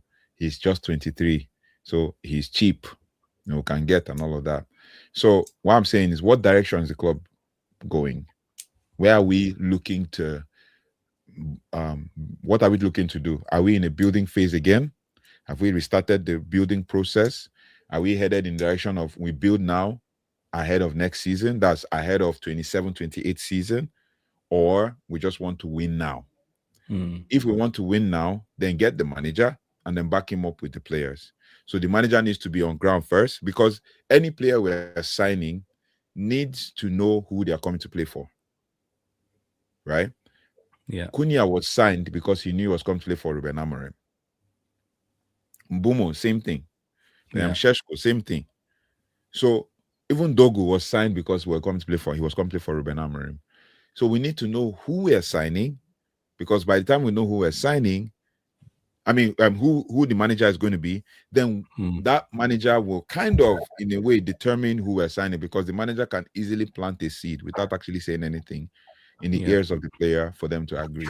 But if we go on to sign a player, and then the manager comes, and then the manager does not like the player, the way the player applies himself in training, then we have a problem. Then certain agreements that were signed will now become void, because it will now lead to what we had with managers ranting, and players like Licha Martinez having shouting matches with managers, and Kobe Menu, who hasn't started his career, having shouting matches with Ruben Amorim and all of that. We don't want that. We want a harmonized, unified team that would be able to play with each other. So I believe getting the manager first is right before getting the players. That's it. True. Sammy says, my view is let the coach pair Ugarte with Casemiro. This is back to the Ugarte discussion. So pair Ugarte with Casemiro for various games, then we will see the real Ugarte. Agree. Yeah, totally. True. He doesn't have rhythm. He has not gotten at game time. He's not match fit. So you bring him on and he runs in sprouts and a little bit of, moments here. He does defensive work. He chases down. But how will he know his positional discipline at 24 when he's barely playing? you might say, oh, he's a professional player, but he's barely True. playing 793 minutes all season. Yeah, you know what United talks and Casey. One thing that affects fans a lot, and I keep mentioning this. You've heard me mention this. Is Yeah. a lot of fans play video games. Yeah. They play FIFA, PES. They see, oh, this player's fitness is low. This player's No. fitness is green. Yeah. Swap, and then they Swap have it. they have 100% performance. They think that's how real life is. There's one thing you've mentioned, and I keep mentioning it: match fit. Match fitness. Yeah. There's usually the normal fitness, the training ground, you're running, no injuries. There's that fitness, but there's something that's called match fitness. I think It also comes with mentality as well. yeah, In your head. mentality. Yeah. You have to match the rhythm, as well as guys need to understand that whenever a guy comes off the bench, they take some time to settle down the game. I've played sports before. I'm not Oh, sure yeah. whether you guys have played sports Yeah, before. When you come off the I've played bench, and I still coach to this day. So yes, yeah. When a player comes in, they need some time to settle down. You can't expect them to hit the road running. In fact, few players come from the bench and immediately match the tempo of the game. exactly. Only good Yeah, on how social. many? Yeah, how many times have we seen even players? Gerrard himself came off the bench, got a red card in his final game, and was hooked off. You know, so it takes some time. The Monk Doll, big up Monk Doll.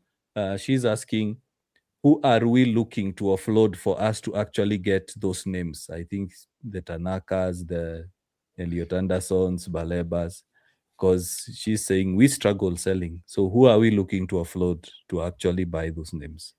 Well, Casemiro is going anyway, Yeah, so we yeah, don't space in that one. Mhm. I think that's the only one, and we actually already had 3 spots left in the midfield, so we needed to refill those. Yeah, We're gonna sign players, and then we sent a certain Toby Collier on loan, and he went and got injured because we thought we yeah, were going to sign a player and we didn't sign. Then we brought him back, and then he got injured and couldn't go. Then he went to Hull. On his way to Hull, he got injured again. So yeah. he thought he had an extra man. So we actually need. We already have like 2 spots in the mid with Casemiro going. Yeah. That makes it 3. So Mm. that's ready. And United have not really replaced some of the names like Eriksen. Eriksen, yep. They've not replaced Yeah. Eriksen. They've not replaced Fred. They've not replaced Yeah. McTominay. They've not even replaced Michael Carrick. Just to tell you how recent. Yeah, and then we look at certain profiles like Mason Mount, who are always injured. So I think if United are to offload some of the players that have seen multiple reports, is Luke Shaw. Luke Shaw might be offloaded. Of Luke course, Shaw, Harry Licha needs to go. He's too injury prone. Mount needs to go. Yeah. So I've seen reports of those 3, as well as we have to remember that there are certain players out on loan that are guaranteed to leave. Hoyland is leaving. Yeah. Rashford is leaving. Onana. Trabzonspor have said no. Trabzonspor have said no. It triggered people when they saw the reports that Onana was going to come back to fight for his player. Like, what? Yeah. But for me, if he comes back and is comfortable sitting on the bench for 1 year as we are looking to sell him, why not? I heard Inter are interested anyway, so maybe he might go there. Yeah, he might go back to Inter. Another name that I've heard that might be offloaded, and it's a shock. It's a huge shock, is Ahmad. He better not. They better not try. I saw some reports over the weekend. I was like, let me research. Of course, there are some journalists who try to get ahead. They are like tier 4.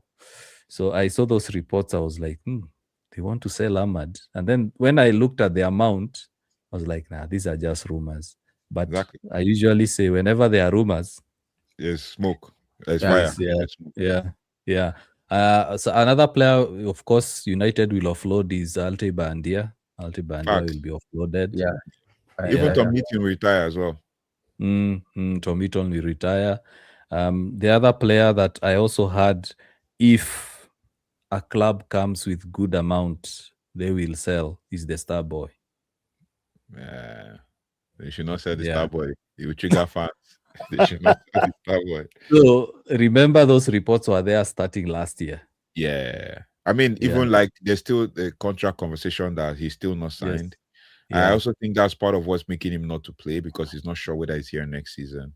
So, Yes.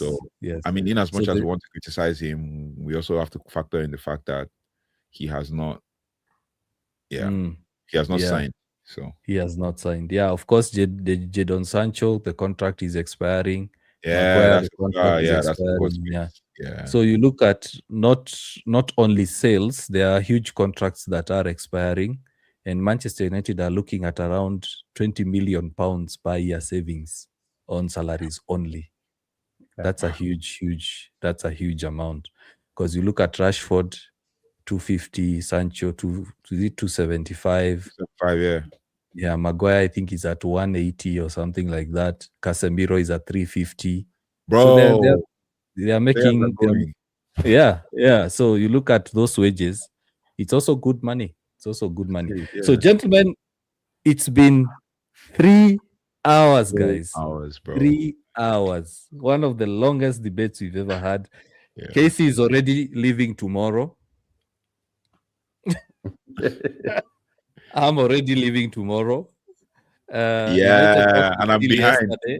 And absolutely still in yesterday, like literally almost 7 hours behind yesterday. Yeah, you're still leaving Oh my yesterday. days. Casey is already is it quarter way through the day? Quarter way through Monday. You're already I've, Monday. you're Yeah. already Bro, I'm Monday. behind. Yeah. I'm still in Sunday here. Yeah. I've also stepped into Monday, and we Yeah. need to get some sleep because, of course, guys, we have day jobs. We have Yeah, day bro. jobs. This Day this jobs. this is not our. Yeah, And man. that man there, DJ El Pablo, United Talks podcast. Bro. I keep hearing the door opening and closing, so that means he's being told, "Hey." actually, she stepped out, so she's told me I'm going out. I'm going out. So sometimes I'll just, you know, Okay. give her Yeah. signs and tell her, okay, no, I'll call you and stuff. But yeah. But Yeah. thank you guys, man. Like UKG Yeah. has been an honor because every time I come here and have conversations with debates, I learn, but I also educate myself, right? Because Yeah. I don't want to be that Man United fan that just comes out and talks about vibe and just vibe with the moment and move with the flag and all that. When I wanted to go into this content space, that was actually Yeah. one I wanted to do. And that's why I associate myself with people that are level-headed when it comes to the analysis. We can rant here and there. That's why we're fans. But be Yeah. level-headed when we analyze. Look at Awesome in the chat. Look at Tanjay. These are Yeah. guys that are kind of level-headed when they analyze and they put out point. They don't just talk out Yeah. of nowhere. So yeah. One thing I commend Tanjay for is he asks very difficult questions. And when he asks you those questions, he wants to get an answer because he wants to learn. So yes. And no, it's not yesterday. On Saturday, I was on Awesome's live. And one thing I mentioned is United fans, whenever they need to argue, whenever United fans need to debate, please do your research. yeah, man. Please, you remember me mentioning that? Yes, I remember. Yes. Please do research. There was someone, I don't want to mention the name. No mention names, don't worry. No mention of names. They were person. they were trying to draw parallels from Ajax and United. Tenag and yes. And actually it just popped into my head some of the history, and I decided as I'm talking, I was actually going through Google. Yeah. Just to get the dates right. Yeah. So please, as much as you're also seeing ITK accounts are those Twitter accounts that post news. When you see guys going to give their opinions.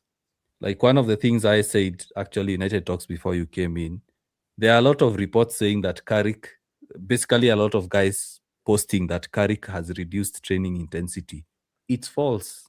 He hasn't reduced intensity. No. If you read the report, it says he shortened the training time and increased intensity. So that could be misread anyhow. Yeah. Wow. Actually read that report.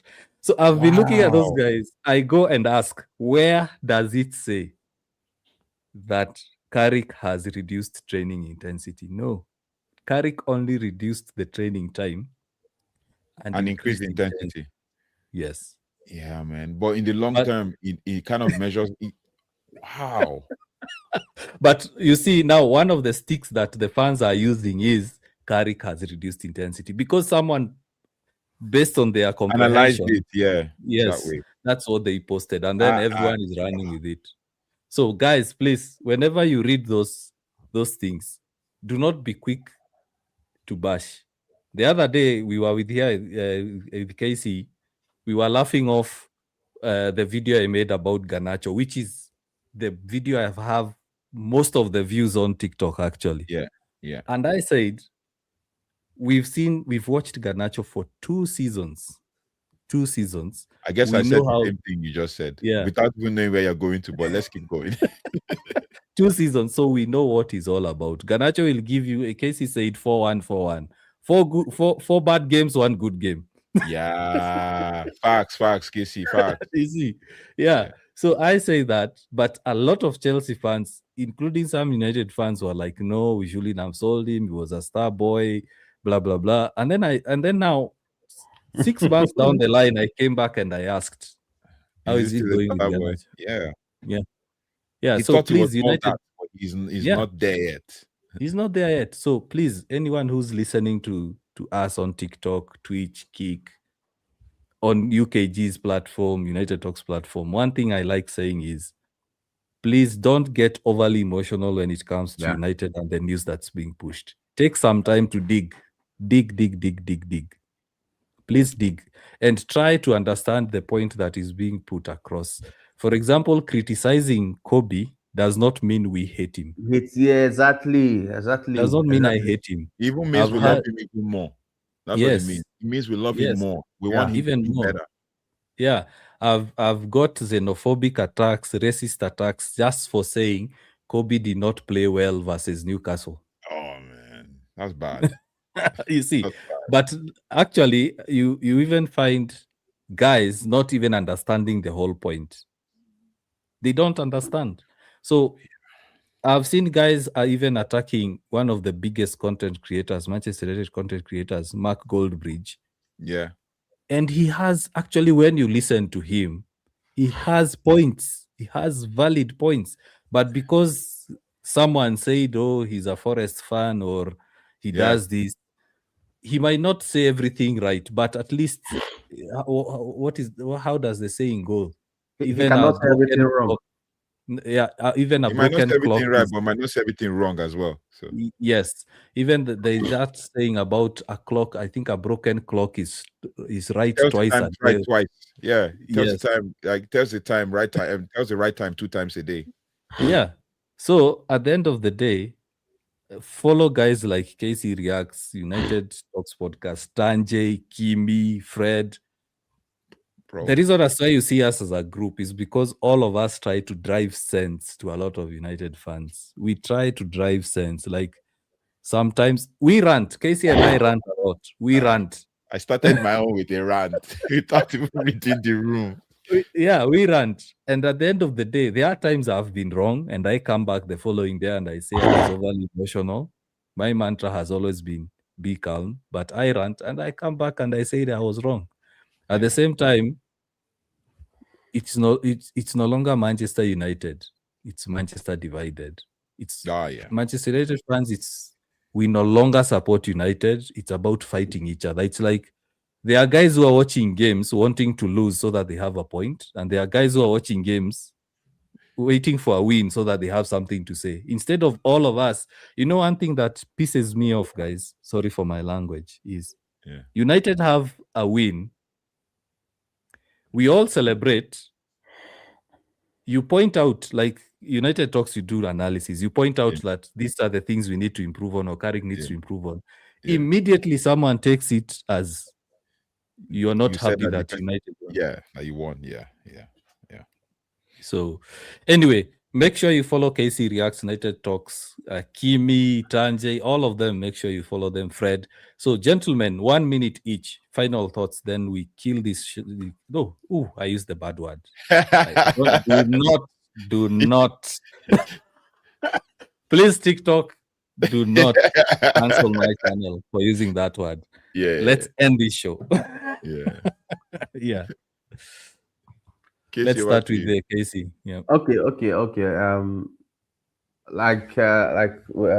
Everything we are discussing is just because we love Manchester United, and in fact, UKG has said everything. If we talk about a player, I love Kobe Menu, but why I talk about him is because I believe the hype is too much, and then is the hype is working against him actually, because you're not putting too much pressure on him to perform to meet up to the hype. You understand? That's why I talk about him. Somebody said, "I you people to stop criticizing Kobe Menu." I said, "Okay, no problem." I didn't say anything. Then the next match he played well. He said, "You will not praise him now that he played well." I said, "But you told us to stop criticizing him last week. So if I don't I criticize told him us. last week, why will I praise him this week?" You understand? That's what I commented on the person's page, my friend. You understand? That's what I commented. Yeah. And so Yeah. Yeah. just when you're watching Manchester United, just watch with an open heart. Know that we are in a phase. That's what most of you used to just want to win every. Know that we are in a phase. You know, Mm, uh, watch it. Apply critical thinking when you are watching them. And don't be overly emotional.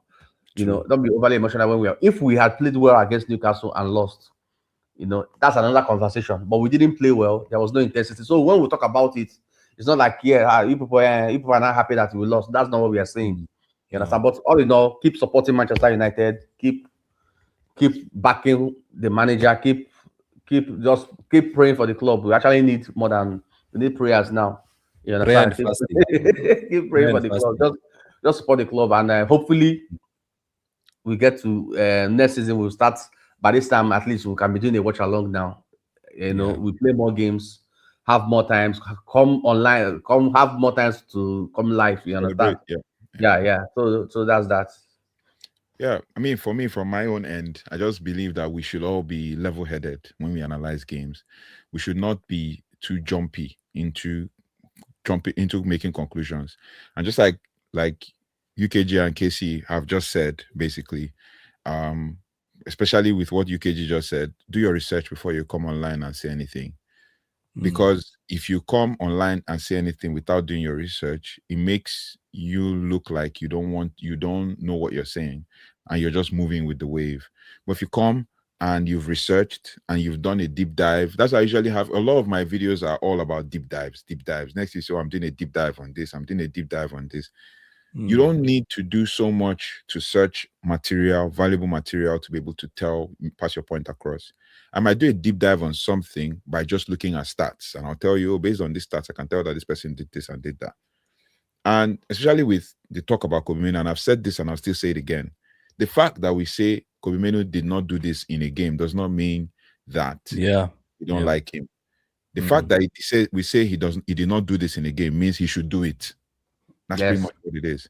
Yeah. He did not cover the space, means he should cover the space. He didn't play with intensity, means he should play with intensity. We love him. For anybody who thinks maybe I've been watching community since 2021. 2021 in the academy. I said this mm, guy is a Pogba regen, and I saw that in him. He used to wear black kits then, black cleats, black boots then, with his hair just a little bit rough. That was the mm, Kobe, very lanky dude, but plays with style and energy and panache and stuff. Then for the manager, and from the manager's front, any manager you bring to this club, let's back him. The people we should hold accountable are the board, the people making the decisions at the club. And once we mm, hold them accountable, I think this club will move forward. So yeah, back any true. manager you have that comes in, and then focus on being level-headed when you analyze. Even if you're not good at analysis, tactical analysis and stuff, but at least do some research. Find some comments that you can actually talk about, so that you can actually find a balance. I'm not saying everybody should be the same, but I'm saying your opinion is respected. And in as much as we want to respect your opinion, respect ours as well, so that Yeah. everybody Yeah. can be united on the same front. That's what it is. Yeah. Thank you. Yeah. So thanks, gentlemen. Thanks for everyone who's been on TikTok chat. Sorry, the chats was so many I couldn't read them. This is why I keep asking you guys to come over to YouTube, because on It's YouTube easier. I can't. It's Yeah. easier to manage the chat. So make sure you also subscribe to KC Reacts, United Talks, Kimi, Fred, Tanjay, Awesome, all of them, they have good content, good balanced content. And yeah, see you guys. We need to rest. We need to rest. Yeah, everybody needs to go get ready for their day jobs. Yeah. Both of us, the first two guys on the screen need to sleep. Yeah. The third guy Me, needs to have his I need to go have my lunch, and it's already Yes. like past 5 here. So yeah. Okay. Gentlemen, see ya. Bye bye, guys. All right.